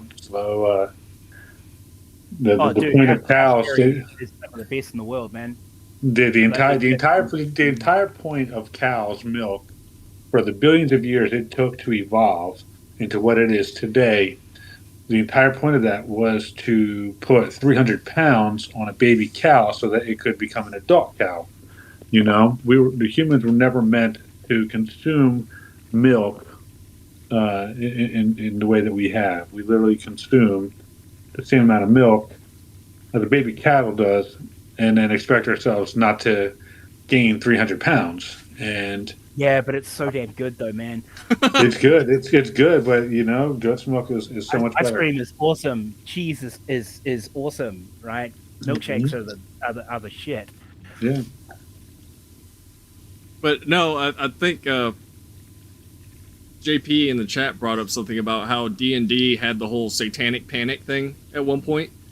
Yeah. Oh, absolutely. And I think we're kind of seeing the same. I think we're kind of seeing that same phenomenon. The Advanced Dungeons and Dragons book, right on the cover of it, was a giant fucking demon. That didn't help, but I mean, they actually showed that really well. They showed the panic really well in that young Sheldon episode when Sheldon started playing Dungeons and Dragons as a kid, and his hyper Christian mother went nuts about it. That's a pretty good description of the way it was. Mm-hmm. I didn't see it too much. I mean, as an 8-year-old kid, finding the red box for the first time, we were just over the moon. We just thought it was the best thing since canned piss. Man, you guys are gonna laugh your ass off, right? So I used to get a companion piece to, well, you can't say companion, but based on the same storylines from Greyhawk, Dragonlance, Forgotten Realms, Ravenlaw. Did I say Ravenlaw? And you did now. There was a card game called Spellfire, and it was a precursor to Magic the Gathering. It was out before. It was a fantastic game, and I used to go to the Walden Books at my mall to buy cards of this Spellfire game. It was all Dungeons and Dragons based, and it had like heroes and villains, like Karn the Black Dragon, Elminster, the Vizier brothers from Dragonlance and whatnot. And it was great to have these characters to play that day. I do some stories to play the card game as, but this game appeared called Magic the Gathering. And we bought a bunch of them because back then cards were so much cheaper. I think they were like $1.29 a pack back then, and maybe a little cheaper. And they, I bought tons and tons and tons of these cards just because we go to the mall. I got cards. That was just like the thing, and I never cared about the intrinsic value of the things.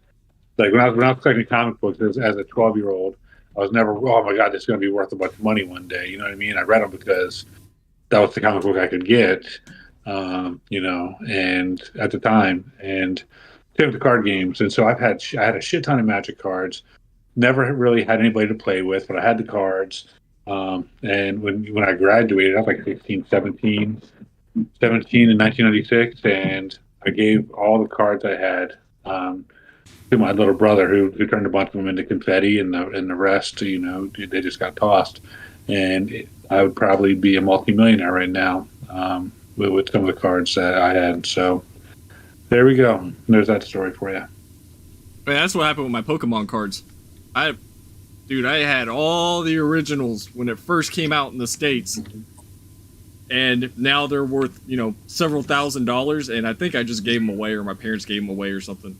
Yeah. I was like, oh my god, I could have made so much money. Oh, I'd be so rich right now. So, what do you do? Yeah, I don't know.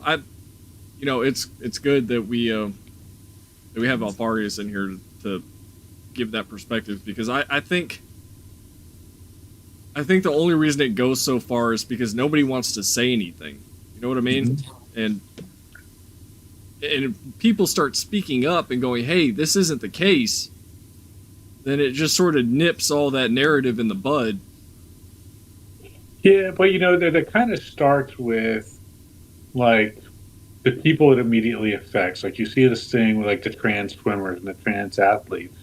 These same girls will get online and say, "Hey, this isn't right. How they're teaching us, like how they're treating us by subjecting us to competing against biological males," but they still compete against them. They say that on Twitter after the event, and then still show up to the next event next week and have the same thing happen. So, I understand more people need to take a stand with them. But the second women who feel like this transgression, for a tongue-in-cheek spit at it, need to immediately, reject, the things that they're rejecting. Well, I don't even think it has to do with that. I think people are just so scared of offending someone else that nobody wants to say anything. And honestly, I don't blame them. That's the crux of it, right there. It's fear. It's fear. Yeah. Because nobody wants to be dragged into HR, right? Nobody wants to be dragged through the court of public opinion. Nobody wants to, no one wants any grief anymore. Yeah, just toe the line. No one's willing to just stand up and say, "Shut the fuck up, you dumbass. No, that is not correct." No one wants to say that because no one wants to be, no one wants to be seen as the bad guy. No one wants to be, quote unquote, cancelled on Twitter or whatever. No one wants to be doxxed. I mean, that doxing situation is one of the most retarded things I can think of right now, right? I mean, how can you be that retarded and frightened of your own position that you're willing to advertise to the rest of the world where this person lives and rile up so much hatred against them that they get, beaten in the streets or murdered in some cases, right? I mean, that's just, I can't even fathom that. That's so weird to me. What doxing situation are you talking about? Just in general. I think the last one was, I don't know, some guy called Stone Toss. I see that on Twitter all the time. Mm-hmm. Stone Toss is the what they would call the based artist, and he puts all those ironic memes up, and he does put up memes out of both sides. However, he does follow trends, so whatever the biggest Twitter trend is, that's usually what he draws about. So it's just edgy shit. It's real edgy shit. Even still though, right? I mean, what right does anyone else have to tell the world where he lives? Mm-hmm. That's just insane. That is insane to me. I mean, apparently he lives not that far from me, so that kind of makes sense. Yeah. If he lives in Texas, I was like, all right, I get it. but yeah, that's I agree. Thing, right? It's fear. It's just fear, because no one wants to get, no one wants to be in trouble. No one's willing to have an opinion anymore. Like, I mean, I have opinions all the time. I just don't care. I don't give a fuck. You can dox me all you like. I don't give a shit. You can't get canceled. You're gay. You're like, make my life any worse than it already is. I mean, I'm the same way. What I'm sick of is I'm sick of being called a Nazi because I don't agree with the far left, the far left policies. I'm not a Nazi. I'm not a member of the German Socialist Workers' Party who hated Jews. I love Jews. I think Jews are fucking amazing people. I take the piss out of them all the time, but I still love them. And that's another thing, right? We've forgotten how to take the piss. Yep. We've forgotten that taking the piss is a part of humor. It's not, I'm not giving you shit to be nasty to you. I'm taking the piss out of you because I think it's funny. We've forgotten how to be human beings. We've forgotten how to have a sense of humor. Everybody is so sensitive about things. It's retarded. Yeah, that's kind of what I was touching on earlier. We just stopped enjoying things for what they are. We always have we're looking for an offense and everything. So, well, I would love to get Arch in a conversation at some point. If I could get that motherfucker to notice me. He notices you because he copies your content. Yeah, he doesn't want to engage in he doesn't want to engage in a conversation with you, so that you can call him out on it, and so that'll never happen. I don't. I mean, that's a funny conspiracy theory, but I mean, we've seen the timeline. We talked about it. We've seen the timeline. And I've looked at. I've never watched an Arch cast. Is that what it is? Right. Yeah. I've never watched one, but I've literally, since we had that conversation, I've looked and I've seen it. So it's very present. Well, one way or the other, that's somebody I would love to get into a conversation just because of how much he pisses the left side of the aisle off. Mm-hmm. But I want to know. I want to ask him straight up. Bits Hammer, right? Yeah. Yeah. So I made a comment on one of his posts once, basically telling him to stop being a dick. And he didn't even respond. He just immediately blocked me. And then one of his followers, who probably was an old account, I reckon, came straight on and said, "Well, the reason you got blocked is because you follow Arch." And I'm like, because I follow a person, I immediately get blocked? I mean, what kind of retardation is that? Yeah, follow policing is bullshit. And I can't stand when people do that, because I follow people all over the fucking political spectrum. Well, you have to. Yeah. Otherwise, how do you get a well-rounded opinion? How do you form a well-rounded opinion if you don't listen to everybody's point of view? But that's that whole wrong think mentality. To one point of view all day, then that's how you become a blue-haired retard. Yeah, no, I agree. They want the fucking wrong think people out of the bubble. They want to have their own opinions, their own stuff being signal boosted by everybody. And if you dissent, then you're one of the bad ones. It's like, as you said, you have to have different perspectives on things, so that way you can be like, well, maybe this is right, or maybe this is wrong. Formulate your own opinions, not other people's shit. Yeah, absolutely. But I want to ask him straight up. Just be like, do you think this? Yes or no? Do you think this? Yes or no? That way, if anybody ever brings it up, I can be like, he said no. I mean, if I were to ask him, hey, are you a racist? And he said, yeah, I'm a fucking raging racist. Okay, cool. Now we know. Well, at least he's a raging racist and not a raging boner. But that's what he's Swedish, isn't he? I think so. He's Swedish. Oh, he's somewhere over there, Norwegian or Swedish or. Who? Arch. Oh. I mean, he puts on this faux British accent, which is really weird because it's not quite there. It's like watching a Kurosawa film that's been dubbed over in English, right? The mouths are moving, but nothing's actually coming out. But it's no, I'm pretty sure he's Scandinavian for some description. I just can't. Yeah, he's one of them things. I don't know but they like going after him hard. Like, oh, Arch is like the 40K boogeyman. Well, yeah, because he had that. His Discord was full of supposedly confirmed Nazis and pedophiles, right? So yeah, everybody hates him. I mean, I don't know. I've never really seen the proof of that myself, but that's apparently what's going on. I haven't either, and the only thing I've seen have been like doctored screenshots. And it's like I guess I don't know. I have no idea. But yeah, nobody ever talks to him about that. Nobody ever talks to him about being quote unquote gatekept by GW, as they like to put it. And I don't know if it's because he can't talk about it, or he doesn't want to talk about it, or what. You think he's under an NDA? I doubt it. No, he's just under threat of lawyers, probably. No. Because I mean, GW's a multi-million-dollar company, right? I mean, they don't.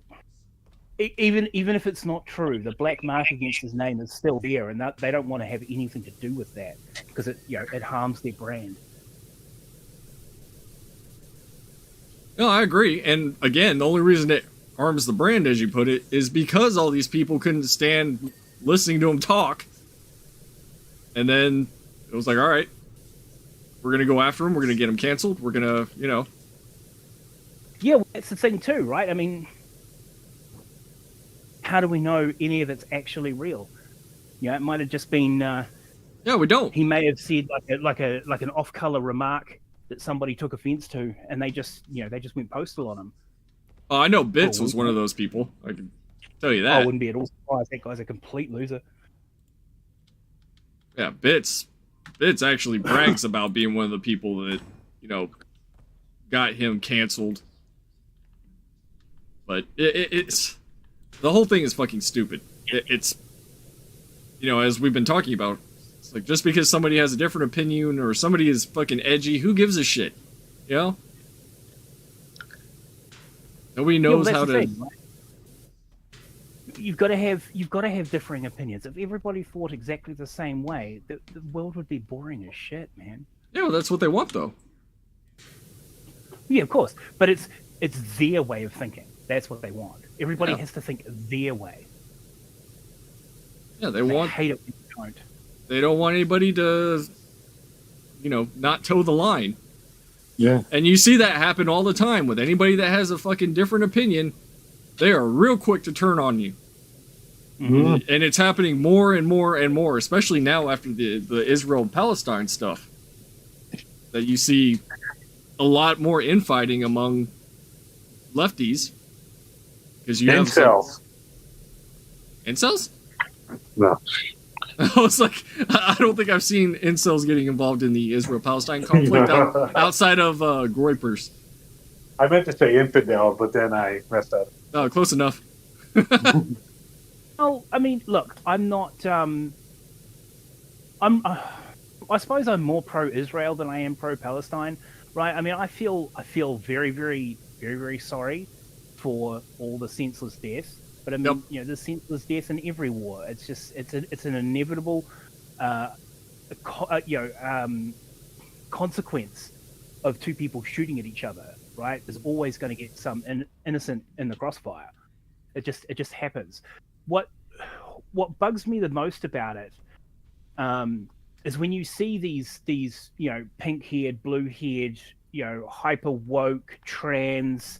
Gay activists, that wear their identity as their cloak of armor, go on national television protesting about how, the genocide in Gaza. I mean, they don't give a shit about it. They really don't care about you. In fact, like I said earlier, they would probably kill you if they saw you because, you're an abomination against their God.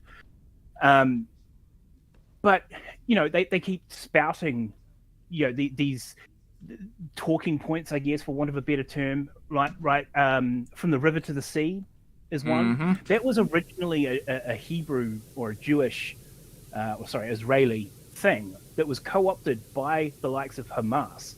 And basically what that means to Hamas is we want to wipe out all Israel from the River Jordan to the sea, to the Mediterranean. Yep. So what you're saying is I'm against genocide. As long as it's my genocidal argument. Yeah, as long as it's someone else, the other side. It does my head in because they're so retarded. They just jump on these trendy things with no research, no background. I mean, here's the thing. As a historian myself, right, I can't even think of a war that Israel started. Since it became a country, I can't think of one that it actually started. It's finished a few. In fact, it's finished almost all of them. But I can't think of one they actually started where they weren't attacked first. And let's not forget that this latest round was started by paratrooping Hamas zealots into a music festival where they slaughtered unarmed civilians and videotaped it so they could put it on Facebook so the families could see it. I wish I hadn't. Yeah, I remember when that first happened on October 7th, all the footage that was coming out, and one of them was, Hamas showing up to somebody's house and executing a dog, and I went fucking nuclear seeing that. Mm-hmm. I was just like, the dog didn't do anything. The dog just walked right up to him, and the guy just shot it point blank, and Yeah. I went ape shit. And then these people want to turn around and be like, oh, no, these are the good guys. No, fuck you. And then, of course, all the other footage started coming out, and it's like, I don't like people dying. I don't like war in general. But I'm definitely not going to side with these motherfuckers. I mean, my war preference is little plastic minis on a table, right? Yeah, That's the only good kind of war.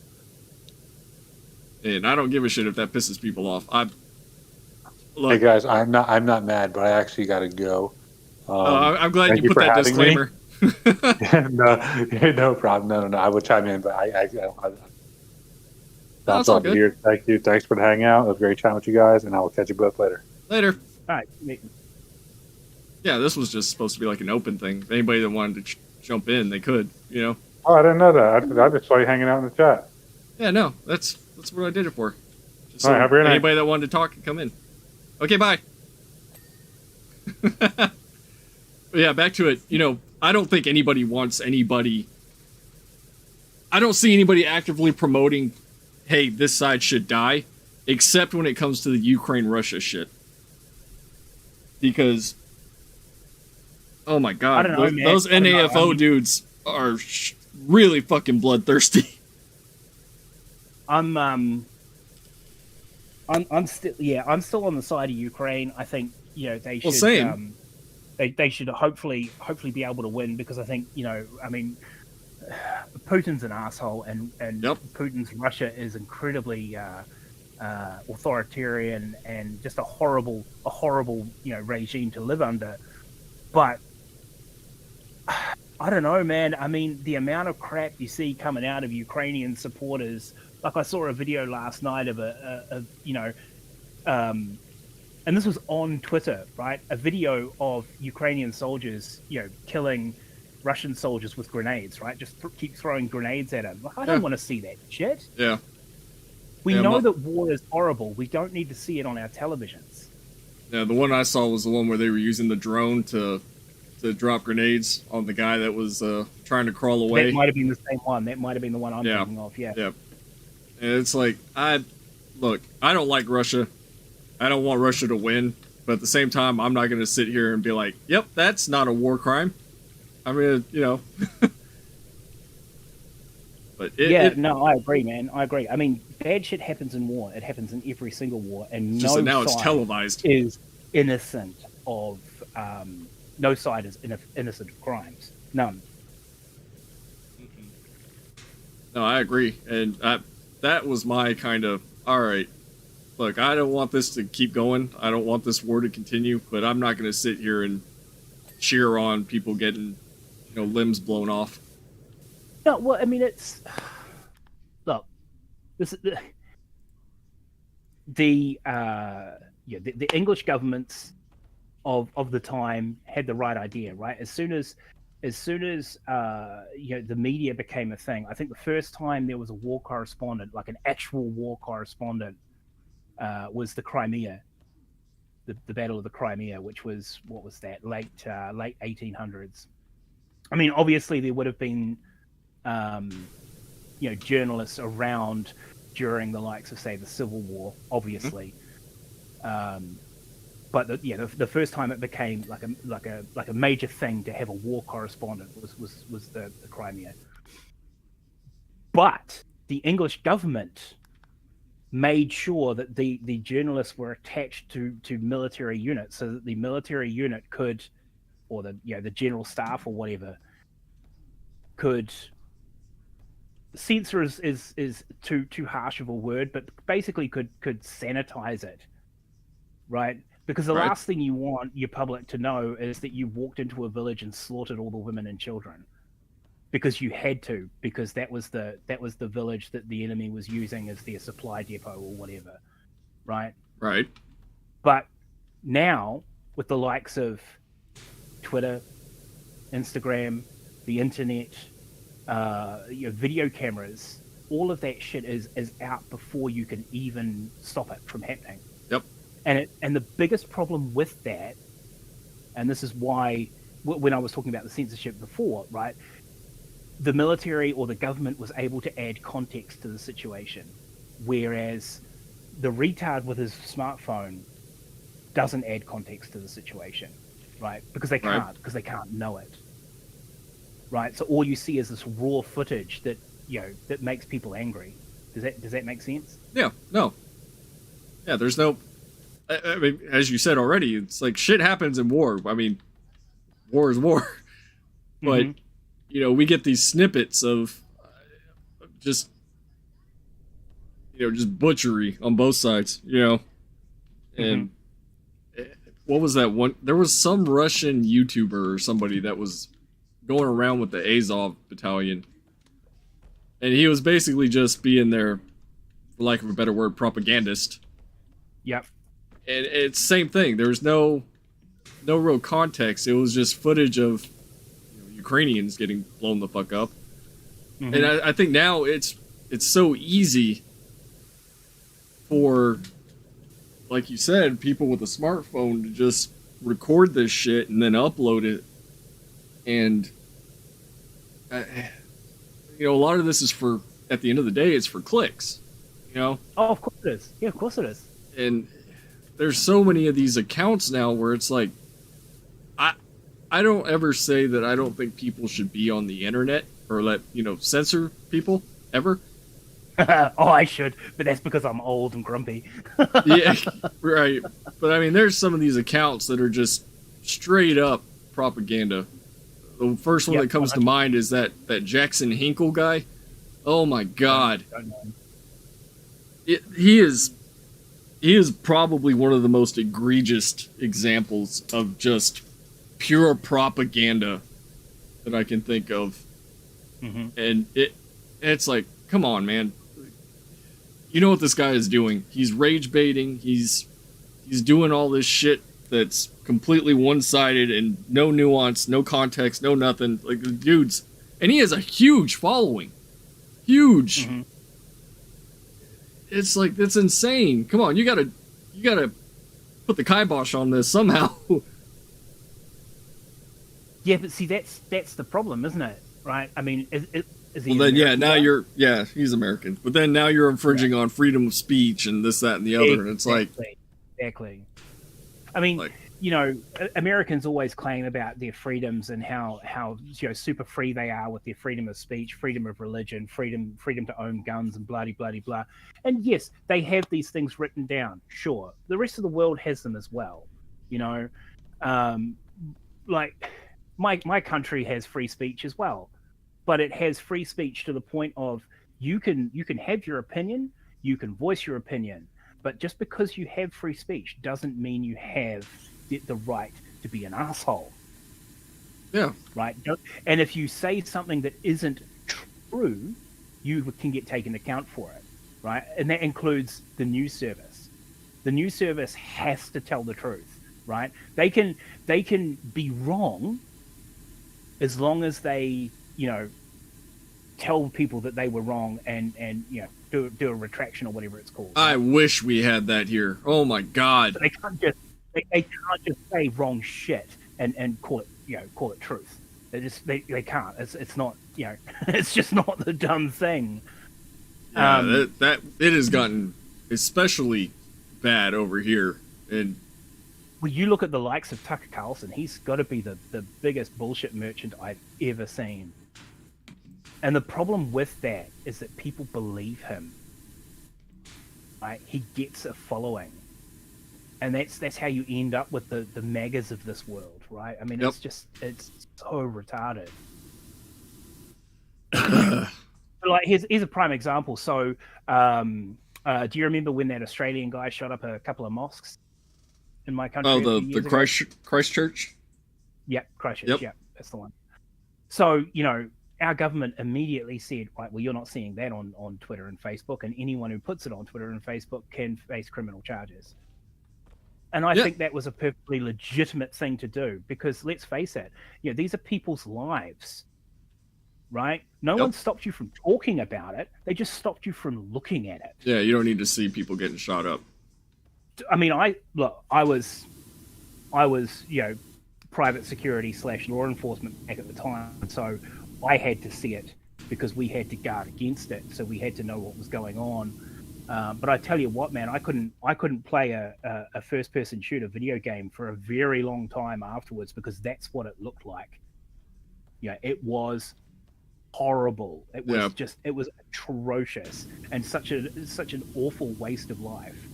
And these people were they were just chilling at their church, doing their thing, minding their own business, and this dude just took their lives for no reason.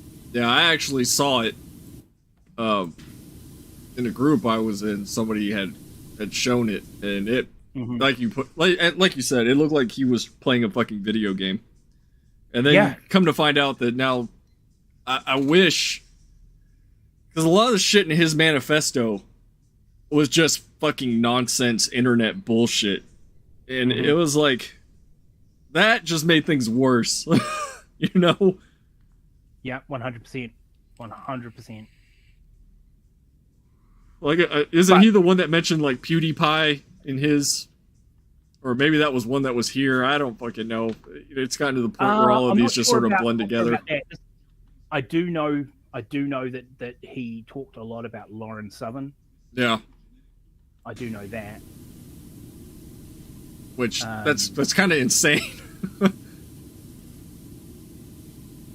Yeah, I'm not a big fan of Lauren Southern either, to be fair. Yeah, no.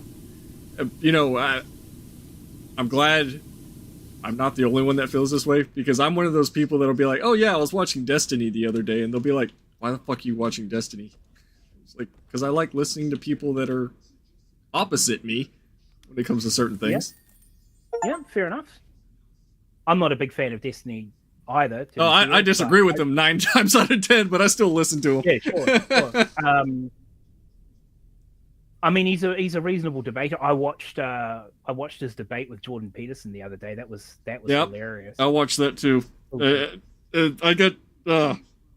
I loved it.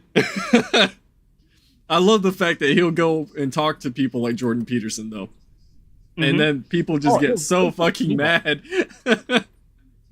He will legit talk to anybody, and I do give him credit for that. Oh yeah, I mean, I would say he's one of the original streamers that was like, I'm gonna talk to whoever. Like, it doesn't matter who it is. Random.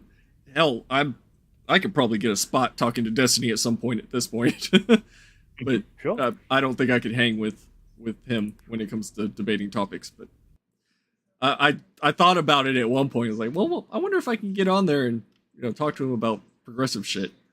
Then I realized that DGG and his audience is rabid, and I'd probably end up getting A-logged.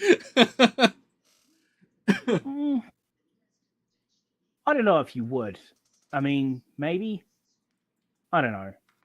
I know quite a few of his crowd, and it's. Yeah, and I know they do not like conservatives, which I wouldn't even call myself a conservative. I still, to this day, have always said that I tried to be a centrist. Sometimes I've been left-leaning, sometimes I've been right-leaning, but I'm not one of those, like, I vote based on policy. I don't vote based on party lines. Yeah, well, see, you're unfortunate. Your system is a bit weird. Oh yeah, yeah. I'm one of those people that's fucked. No, I mean it's so strange because there are parties in your system, but you don't vote for the party. You vote for a guy that you may not get the one that you voted for anyway, because your vote doesn't quite count enough because some other dude actually decides who's going to be president. And that's how you ended up with Trump. I mean, Trump did not win the popular vote, he won the electoral vote. Right? Right.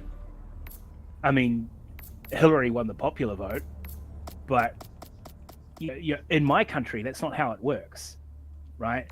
We don't pick who the prime minister is going to be. The prime minister is based off who is the leader of the party that we vote for. So we vote for two things. We vote for a party and we vote for our local MP or member of parliament, right? Which is, I guess, similar to your House of Representatives, I guess. Right. Yeah, I would say that's pretty close. Yeah. So, that they're all party affiliated, right? So the party basically gets two votes. It gets the party vote and it gets the MP vote. And whoever is leading the party, and we know that right from the beginning, right?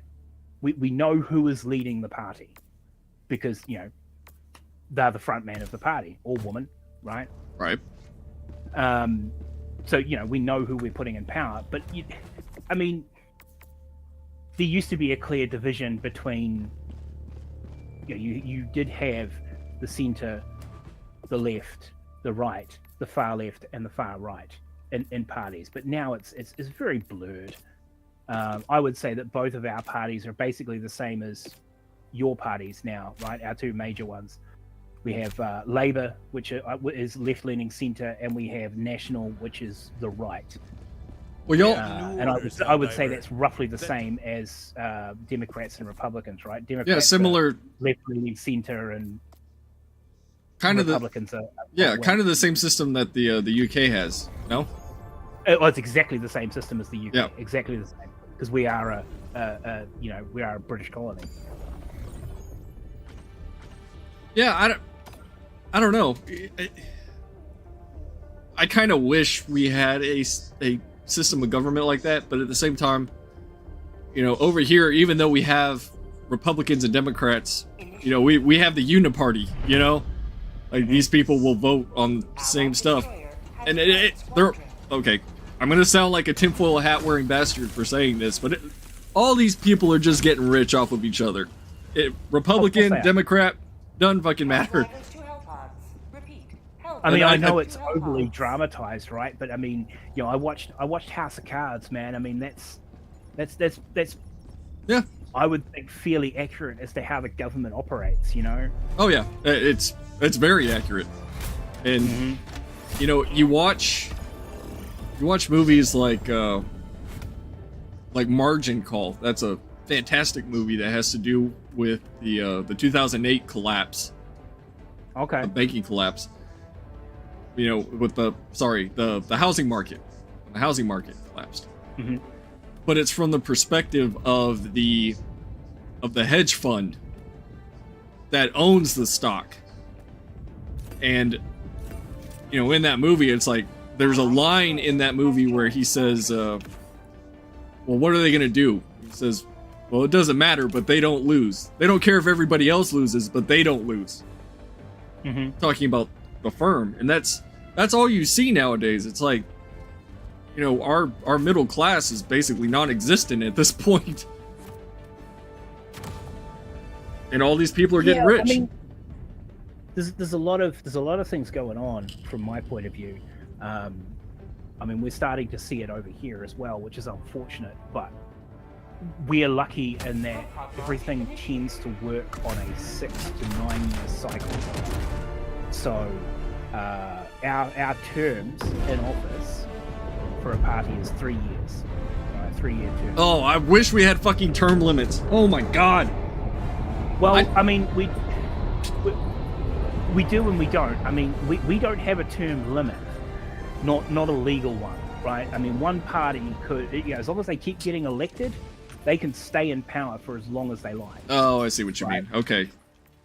But what we have is basically as a cycle, right? So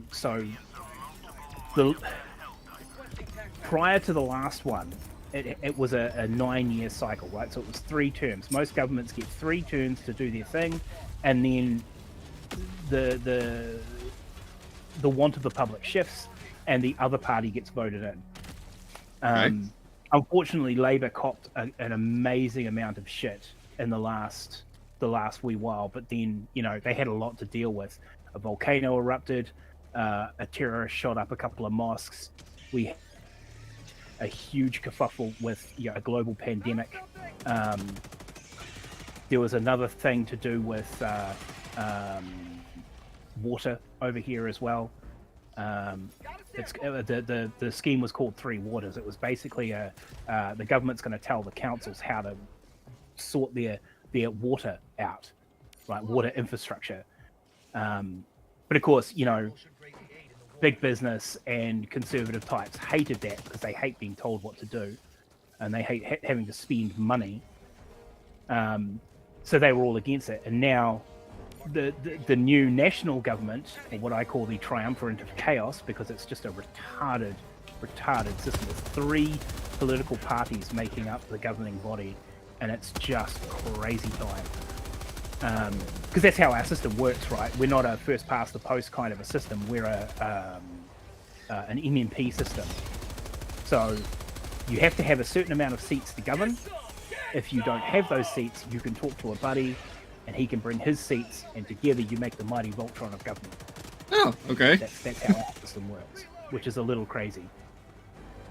But anyway, so now the government has repealed Three Waters, but they're doing basically a Three Waters, and they're not even going through the process that Labour went through. They're just telling you that you have to do it, which I thought was a little interesting.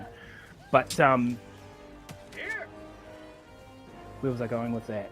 Yes, so the middle class. One of the biggest things that I can think of where America went wrong is they forgot how America was built. Right? The American people have forgotten how America was built. Right now, every kid in high school is told, if you want to be rich, if you want to make money, you have to have a college degree. So every kid is basically forced into the college system. Right? Now I posted a thing on Twitter the other day, right? Normalize trade schools again. Oh, I agree. I think the problem is that there's too much freedom and freedom of choice, rather, to where you have people getting useless degrees. So, I mean, that's the thing too. But you also you still need those people. You still need the art literature. You still need the I would still consider journalism to be a useless degree, but you still need these people. But the point is that everybody thinks that they're going to be what's that dude's name? Gekko from Wall Street, right? Everybody thinks they're going to be him, so they all get MBAs. Yeah, Gordon right? Gekko. Now, everyone in the world has an MBA. There's still only 100 positions available, but now you have 1 million applicants, right? So what are you going to do with that degree? You're going to end. I mean, it's a great degree, but you're still going to end up working at McDonald's. Yeah, and I noticed that seems to be a problem with the current generation that they're complaining about. It's like, well, I spent all this money, I'm in debt with student loans, and now I'm working, someplace I could have gotten a job at without a degree. And yet, you try calling for a plumber, see how long your wait time is. Yeah. And they'll come in to put a new washer in your tap and charge you $500 because they can. Because who else are you going to go to? There's a sidetrack because you brought up a plumber. I watched this guy called Drain Addict, I think his name is. But it's Drain Addict. Is that what you said? No, Drain Addict. He's a plumber. Okay. He's a plumber in Australia somewhere, or either Australia or New Zealand. But needless to say, I learned way more about the sewer systems over there just by watching this guy's YouTube channel. Okay, yeah. But yeah, Jesus, again. Oh man, I wouldn't do that in Australia. Oh shit, no, that'd be terrifying. Yeah. I have seen some shit, literally and figuratively.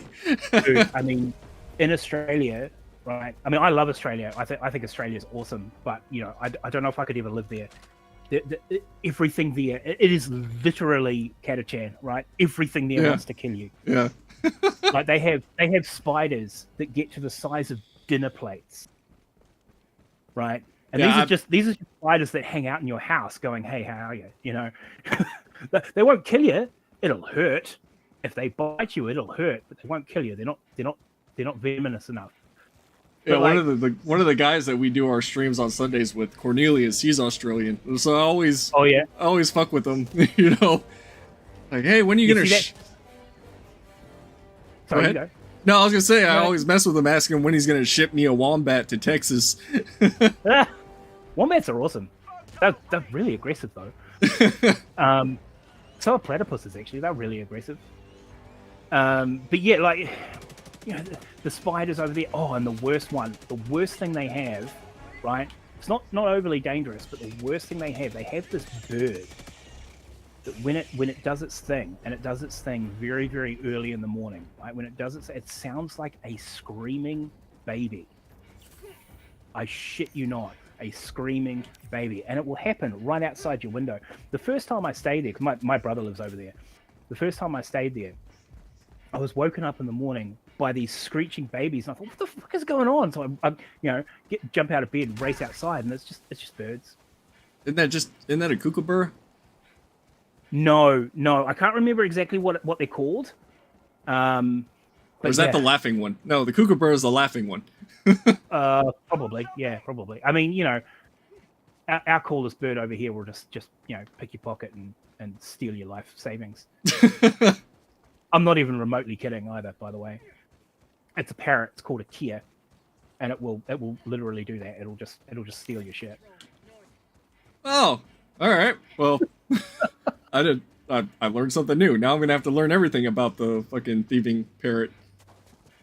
Well, yeah. Is it the kia or is it the kakapo? Kakapo. Could be the kakapo. One of the two. It was like It's a an magpie. Kind of. Yeah, kind of. But yes, it is an actual parrot. Oh, you know, Yeah, beautiful bird, awesome bird, but yeah, don't leave anything shiny around because it will steal it. yeah. You know, it's weird how Texas kind of has some lax exotic animal laws, and I was driving home the other day, and I looked over, and sitting on a power line was just a parrot. Like a green parrot, like a Mexican green parrot. Yeah. And I was just like, huh. All right, well, there's a parrot on the power line. That's probably somebody's pet that they didn't want. Yeah. But then again, we have people over here that own, you know, kangaroos and all kinds of shit. Oh yeah. I mean, like what you, Tiger King. That's one of yours, isn't it? He wasn't in Texas. Thank God. Oh, close enough. Yeah. No, it was Florida, wasn't it? Florida. Yeah. Yep. Mm. And Florida is like, I don't know. I would consider Florida, Texas on drugs. Yeah. Which I know some of the guys are probably gonna give me shit for saying that, but Most of Florida is on drugs, isn't it? Isn't yeah, it yeah, all yeah. You know, alligator raping and. Yeah. No, fucking that was the first place whenever that synthetic drug came out where somebody ate somebody else, and I was just like, yeah, that's Florida. Yeah. Well, that was bath salts, wasn't it? Wasn't that bath salts? Yeah, it was bath salts. Yeah. We saw that over here in the papers, and we were like, oh well, that's it. Yep, but I mean that's just Florida.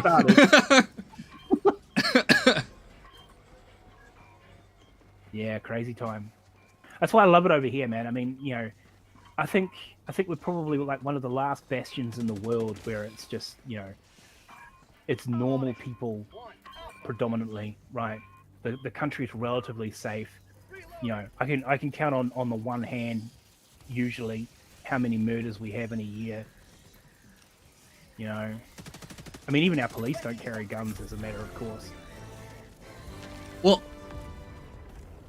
yeah, I was gonna say, you guys aren't one of those. It's not a country where you can have a gun, right? No, you absolutely can. You absolutely can. You can own as many guns as you want in this country.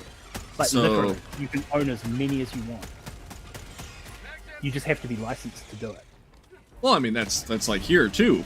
I wonder, or is it just more difficult to get one over there? So, in order to get a firearms license in this country, you have to go through a very regimented process. So you apply, you pay some money, obviously. Do you then go through? Like the police will take you through. I think you have to do 3 nights,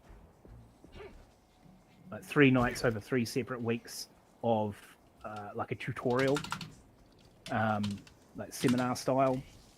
And then the third part of that process is a police detective will, so you nominate 3 references. One of them can be family, the other 2 cannot. Oh, okay. So So people that know you're not a psychopath. Basically, yes, that is exactly what it's for. And then the last part of that, so the cop, a detective will come round to those 3 people and interview them to make sure that you're not a psycho, basically. And then the last part of that is that the police will send someone to your home and make sure that you have an appropriate place to store said firearm. So Okay, well that's not that bad. Usually like a gun safe Yeah. kind of deal, like an actual safe. I'm not talking about a wooden cabinet that's covered in glass that you can Right. just punch through and take the whatever. Right, we're talking like an actual safe here. Like a lot of people will use like or something as simple as like a school locker type deal, right? Obviously big enough for a rifle. Right. We don't do handguns over here. If you want to have a handgun, you can purchase them. But if you want to have them, you need a very specific license. You need an endorsement on your license, because there's just no need for them over here. We don't bother with them over here. And of course, after the March 15th attack, the government, which was 119 out of 120 MPs, voted for the removal of automatic weapons and large caliber magazines. Well, he was just using a sporting rifle, no? Yeah. Oh no, he wasn't. No. He had some form of M4 derivative. Oh. He was full on. I think he had a shotgun, and an M4 type, and I think he had something else.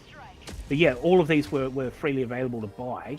Like you could buy M4 style rifles prior to that from gun stores, but obviously they weren't fully automatic. They were only semi-automatic. Right, yeah, because I mean, even here, you have to have like a very specific firearms license to own anything that's fully automatic. But yeah, I mean, our gun laws aren't super restrictive. I did not know that. I thought y'all were similar in the sense of the UK, where nobody has guns. No, I mean, dude, even in the UK, they have guns. You just don't see them very often because, like us, they're not necessary. I mean, hunters have guns. Shotguns are available. So we basically have shotguns and rifles, which are generally bolt-action rifles, available to sell over here now. Oh, I did not know that. Hunting is a major sport over here, right? I mean, and aside from anything else, you show me a farmer, I'll show you a gun, right? Yeah, I mean, that makes sense. It's just that you always, like I said, I didn't know that. You always see that, oh, well, the gun laws over there are restrictive and nobody owns a gun, this, that, and the other. No, God, no, no way, no. I mean, in some ways, our gun laws are less restrictive than yours. In some ways, like you can literally own as many guns as you want as long as you're licensed to do so. Huh? That's really the only restriction. Like you can't buy a weapon or you can't buy a gun in this country without a firearms license. Even if you want to buy, even if you wanted to buy, say, what do you call them? Hop up, or no? What do you call them now? like BB guns, the plastic BB guns. Oh, like an airsoft Airsoft. rifle? Yeah. Yeah, airsoft. That's what I was trying to think of. Yeah, even if you want to buy airsoft, you have to register with the gun store, right? Full name. You need like photo ID to do it, and all of that goes through the police as well. Yeah, because like over here, you don't really need a license to buy like a hunting rifle or a hunting shotgun. Mm-hmm. You just go buy one. Yeah, I mean, which don't get I me don't wrong, know if I. There are a lot of firearms out in the wild. Don't get me wrong. I mean, every country has the same problem, right? Criminals will always find a way to get guns. Yeah, that's kind of why I'm not anti firearm like a lot of people are, is because the only people that it affects are the people that actually follow the law. And like as you said, a criminal's going to find a way to get one, some sort of weapon. Yeah, no, 100%. I mean, in America, it's insane, right? I mean, you can get an AR-15 fully mil spec airdropped to your backyard. I mean, it's not hard to get a weapon in the US. It really isn't, and it's not even that expensive. It's a lot harder to get one over here, but it's still possible. But like, we don't have the need for it. We don't have the culture. That's the difference. We don't have the culture. America has a gun culture. Oh, absolutely. Yeah, no, that's 100% accurate. I mean, we were talking about rap music earlier. Mm-hmm. I mean, you would be hard pressed to find a U.S. rapper that's not showing guns in like a music video. It doesn't happen. Oh, for sure. Yeah, I mean, it's. I find it crazy. I find it absolutely crazy. Like, I made a comment once to another streamer who I was, quite decent friends with for a while.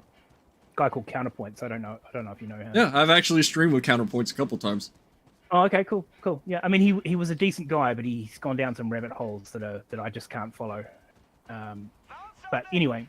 Actually, I just did a panel with him last week about the video games industry. Yeah. Oh, nice. Excuse me. Yeah, so I made a comment to him once that kind of blew him away, right? In my country, I can walk into a cafe, I can walk into a store. Cafe is a good example, right? I can walk into a cafe and I can take any seat in the room and feel safe. If I was to walk into a cafe in America, I would have to have a seat facing the doorway. Do you understand what I mean by that? I'm assuming in the terms of you wouldn't feel safe. Yeah, absolutely. I would have to know what was coming. Like in terms of what though? Are we talking like hate crime or are we talking robbery? No, just the culture itself, right? I mean, like literally everyone in the US has a gun, right? Yeah. What is there, something like 10 guns per individual person in the US or something? I mean, that's probably just Texas, but yeah. But I mean, you just don't know, and that's the problem. You don't know who's packing and why they're packing. I mean, I saw we're both gamers, obviously. I saw a picture once of a dude open carrying, right, pistol in a holster, open carrying, while he was playing Plastic Soldiers in a store with a kid. Yeah. And I'm thinking to myself, you're in a toy store, you're playing a game with a kid. How unsafe do you feel right now? If you need to be open carrying a pistol, it blows my mind. I could see that in some of the larger cities, somebody feeling the need to do that. Out in the country, at least here, I mean, you'll see people open carrying everywhere. I mean, hell, in Texas, if I wanted to walk around open carrying a samurai sword, I could. Yeah, which also blows my mind. Yeah, it really does. Because it's just not something that we see over here. But I mean, I could probably find a gun relatively quickly if I needed to, but you don't ever see them. See, I just don't. I don't think it's as gung ho as other people, as you might see it. You know what I mean? And I get it because it's not something that you're used to. But for me, if I were to go, out in the country and I go in a restaurant and I see somebody, with a holster, I wouldn't be surprised. It'd just be, oh, that's normal. Yeah, and that's the bit that gets me, right? I mean, I would be jumpy all the time, just all the time. If I saw someone with a gun, I would be jumping. Because like, don't get me wrong, I am not anti-gun. I'm not even anti-2A. Oh no, I get it. That the Second Amendment means what most people think it means, because I've actually read the whole thing. But what I am anti is retard. I am anti-retard, and too many retards have firearms. Oh yeah, no, I agree 100%. I mean, there needs to be like, and this is one of the things that I actually really agreed with Counterpoints on, right? He wants to follow, or at least he did at one point. He wanted to follow like a truer letter to the law of 2A, right? He wanted to do the well-regulated militia scheme where, and I'm not saying he wanted to be like a doomsday prepper kind of militia guy. What I'm saying is he wanted to have, an organization where people could learn how to properly maintain firearms, properly use firearms, properly store firearms. He wanted to have an organization where firearm safety was a big training point, if that makes sense to you. No, because from what I can tell, you just don't get that in the US. Yeah, no. In fact, it's looking for it. Right. It's optional. But it's not. I don't think it's optional in the sense of if you do like a concealed carry, then you have to take a class or have a license for that. But yeah, but even then, there's some states in the US where that's just not a thing. They just don't do it. They don't even bother having, issuing a closed carry permit. Yeah, no, and even then, when most people buy a gun, they don't sign up for classes. I mean, and that's the scary part. I get wanting to have the protection of a firearm, but I mean, it's a very final kind of protection. You know what I mean? Yeah. It's not, you can't take it back. That's the thing that gets me, and I don't think that people are actually ready for that, because the human mind is not designed to cope with taking someone else's life. We do it all the time. Don't get me wrong.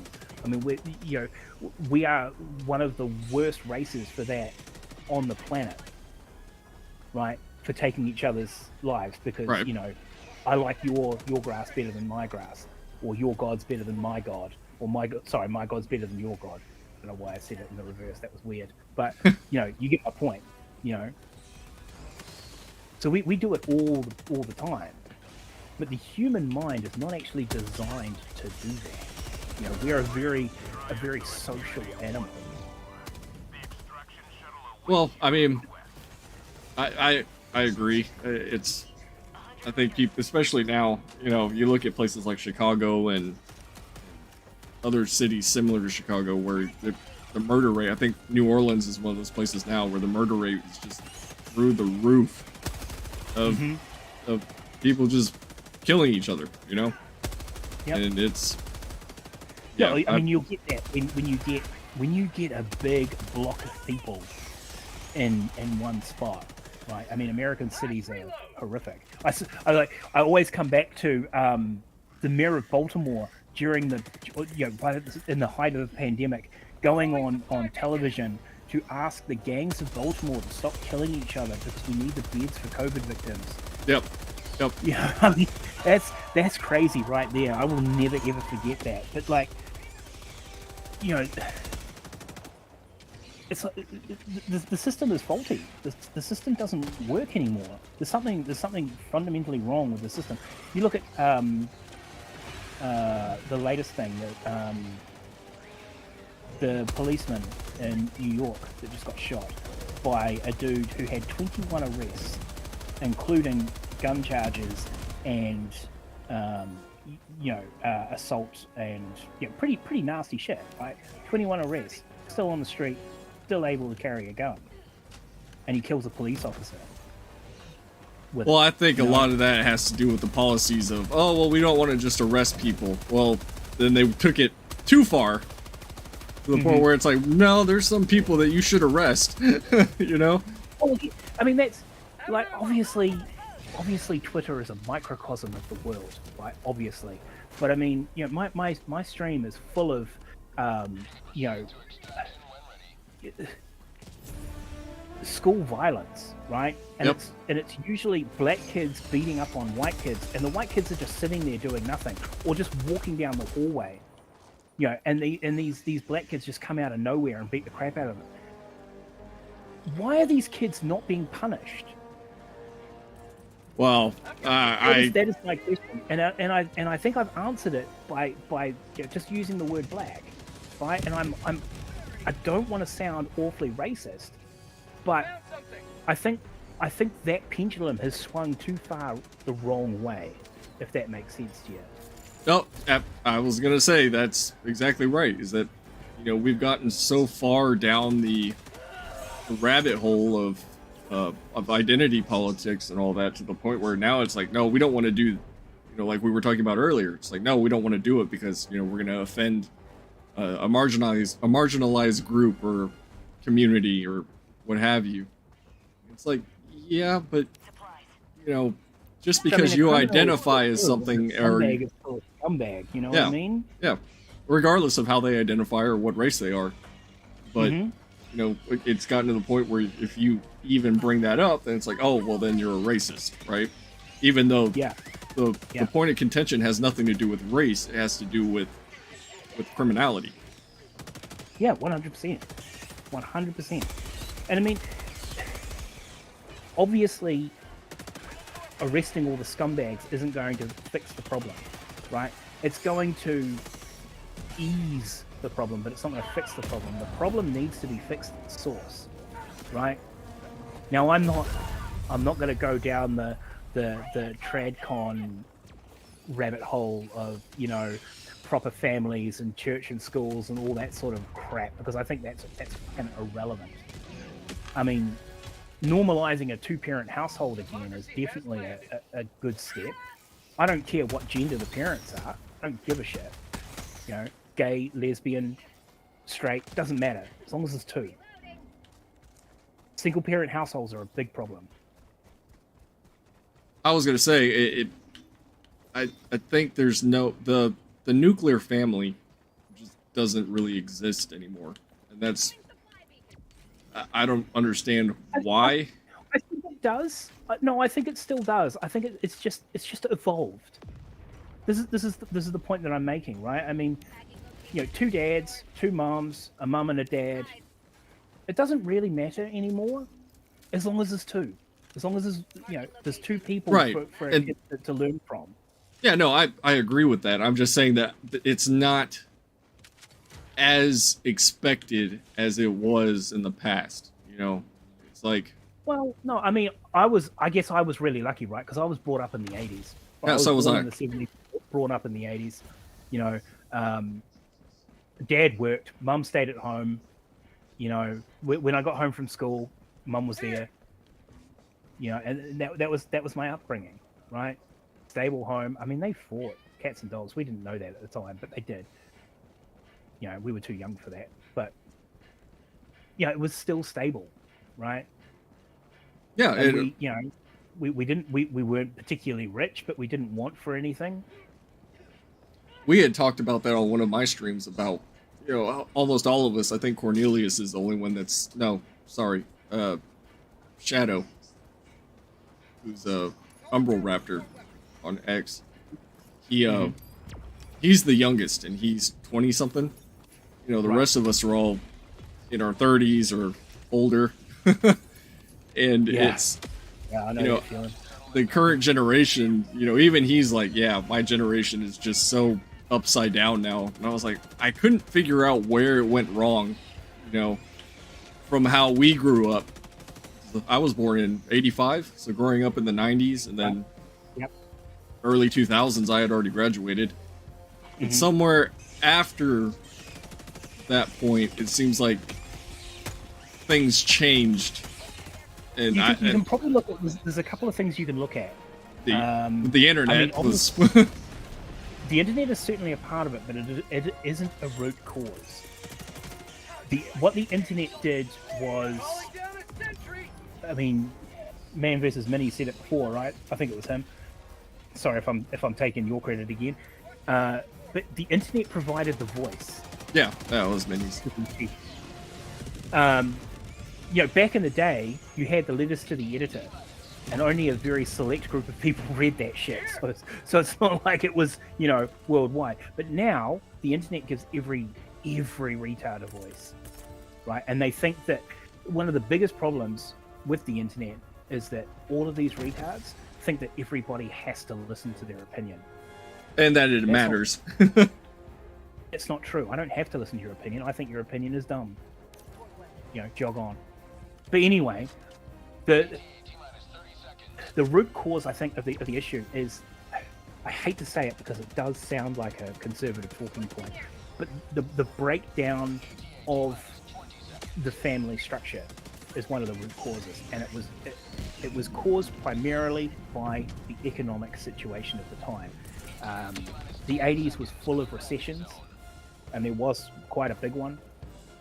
So about halfway through the 80s, basically what happened is you could no longer afford to have a one-income family. If you wanted to get ahead, if you wanted to tread water or get ahead, both parents had to be earning. So with both parents out of the household, now you've got, the likes of latchkey kids. Yeah. Running amok, learning from their peers. I mean, let's face it, kids have always learned from their peers, but now they're just learning from their peers and just learning from television. Yeah, I mean, you see that all the time where, parent will just give the kid an iPad. Here, entertain yourself instead of actually parenting.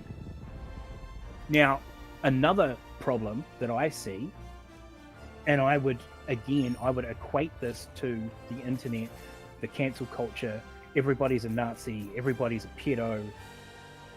Men are scared, right? When I grew up, I could go to Cub Scouts. I could go to Scouts. We had, I think you call it like ROTC or JROTC or something. Yep. We have something similar called Cadets, which is, it's basically Scouts, but it's military based. All of those all had strong male leadership. Things like sports teams. I grew up playing a sport called cricket. Don't know if you know it, Yep. but it's the greatest sport on the planet. I was actually watching a match in India the other day. I don't know how I even ended up there on YouTube. I was just like, oh, I know what this is. Cricket's an amazing sport. I mean, I love baseball too, don't get me wrong. I absolutely adore baseball, but cricket is the pinnacle. But yeah, so sports teams, all the coaches were men. Yeah. At least half of the teachers in every school I went to were men. You look at today, right? And I've got nothing against women, but men are just too scared to get into these environments because, single man wants to be a Cub Scout leader. Well, clearly he's a pedophile. Yeah. We had a conversation about this on one of the other streams. Sorry, I just want to finish my point. No, go ahead. To finish my point. Sorry, I don't mean to be rude. No, go ahead. The biggest issue with that is now our children, both girls and boys, right, are growing up in a purely female environment. Especially if they don't have a father in the home, they now have no decent male to look up to learn from. There's no male teachers in schools. There's no males coaching, baseball or whatever, right? Because they're all too afraid to do it. Do you get where I'm going with that? Yeah, no, I agree. And that is one of the biggest causes of the issues we have today. Is the fact that we're in a female view centric society. And of course, it doesn't help that you get like the fourth wave feminists bashing everybody over the head with the patriarchy word, which doesn't exist. It hasn't existed for decades. Yeah, there was an example, because we've talked about this too. One of my exes before I met my wife was a school teacher, and I would go to the functions at the school a lot of times. And, kids don't know any better. Kids are just going to run up to you and give you a hug and this, that, and the other, if they like you. Yep. And I remember, because it was a Catholic school, I remember having to be like, Heismaning these kids, be like, nope, 2 feet rule. Here's a handshake. I'm not going to hug you. Because that's, as you put it, you have to worry about somebody seeing that and being like, oh, this person touched my kid. Like, yep, 100%. Yeah, no, that's not what happened. But like, I don't know how it works in the US, but over here, like I worked with a guy who his kid wanted to be a scout, and there was no troop in the area. So he decided to be a scout leader, so his kid could be a scout. Mm-hmm. The rules and regs that he had to go through just to be a scout leader. Like, if you're a male scout leader, you are not allowed to be in a room with a kid by yourself. Oh, well, that kind of gets in the way of things. Kind of, yeah. There has to be two leaders. Yeah, one there, and then the other one to make sure nothing happens. Basically, yeah. Which is awful. It's an awful state of affairs, because, I mean, I'm not saying that these people don't exist, but they're not the giant boogeyman that's under every fucking rock that you pass by in the street. Like the internet would have you believe. Yeah. And I always have this conversation. Our society is suffering because of it. It's the same thing with in that the trans group that I'm in. They have the same conversation where it's like some of these trans rights activists that are pushing for some crazy shit, and then you go and look at their history, and they have like fucking furry porn and all kinds of crap, and it's like, this doesn't help. I mean, dude. I mean, to be fair, what you do in the privacy of your own home is your business, right? Obviously, there's some limits, but that shouldn't. Yeah, the problem is that the vocal minority does themselves no favors. Yeah, and I don't know. I mean, everything's upside down. That's why I was like, I'm just gonna start calling some of these people regressives, because it's like I can see where the good intentions are, but then human nature just gets in the way, and it's like, it's same thing with like the people. Same people that are like claiming to be communist socialists. It's like, oh, well, I want the betterment. Yeah, but there's a reason that doesn't work. Well, one of the biggest problems with that situation is there's not enough education on it. People don't actually understand Marxism for a start, but let alone socialism and communism, which are fairly close to the same thing. Right. Just like, everybody gets called a Nazi, right? So now what does Nazi mean?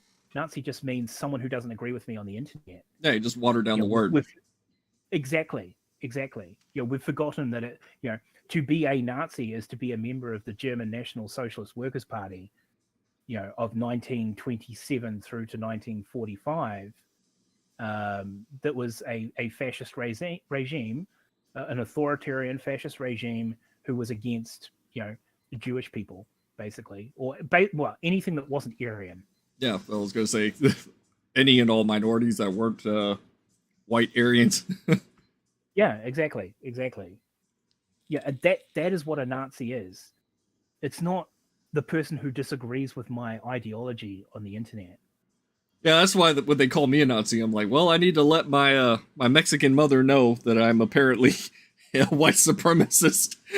Oh, dude, I got called a Nazi the other day. Jesus, if I was living in Germany in 1939 to, or 1939 to 1945, Yeah, we'd be on I the would have been trains. put in concentration camp with a nice big pink triangle on my shirt. Yep. But You know, I mean, it's just retarded. It's just dumb. It's just dumb. well, we need to have. And this is what happens when you water down history and you ignore history, or change history. That's another one. Yeah, and we need to have a history stream because I want to talk more about this, but I've been sick and I am tired. Oh, you're all But- good, man. You're all But good. I need Yeah, to get if you need- back on to like one of our Sunday streams. Hey, man, anytime. Just send me a message. Actually, yeah, I'll do that right now. I'll give you permissions to that. So that way, because normally on Sundays we have the locked voice channel, and then if Right. anybody's online, then they just sort of jump in. But that's kind of when we talk about everything. Okay. Yeah, I'll do that right now. But I'm starting. I can feel myself fading. No, fair enough, man. I mean, it must be pretty late for you. It's 11 p.m., so it's not too late. Yeah. But like I said, I haven't been feeling good for like the past week. So it's like I Oh, wanted to do this because I had already kind of committed to it, you know. Oh, and And- I appreciate the opportunity. Yeah, no. Like I said, I just sent it to you, so you should have permissions for it. So anytime you want to jump in, you can. All good. Alrighty. Well, I enjoyed the talk. Like I said, it's nice to. Yeah, man. I actually like talking about politics. I actually like talking about social issues. I actually like talking about current events. It's just so hard to find people that can talk about it. You know what I mean? Like you go on, you look Yeah, at some of these 100%. panels and it just devolves into madness. I agree, man. I agree. I mean, that's why I can't stand the Twitch politics fear, Oh my god. Yeah. because that's all it is. It's just blood sports. It's just people yelling over each other.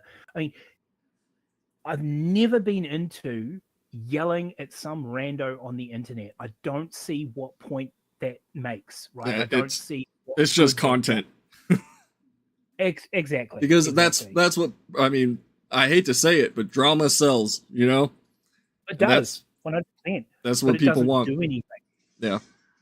You know, And that's- it's entertainment. It's not. It doesn't fix any problems. It's like talking that video that I made was I think yesterday or the day before about the trans color schemes on minis. Like I had the most libertarian point of view on that shit and people were still up in arms. It's like, okay. Okay, I'll check it out. But yeah, I've just good. subbed to your channel. I'll have a look. Sweet.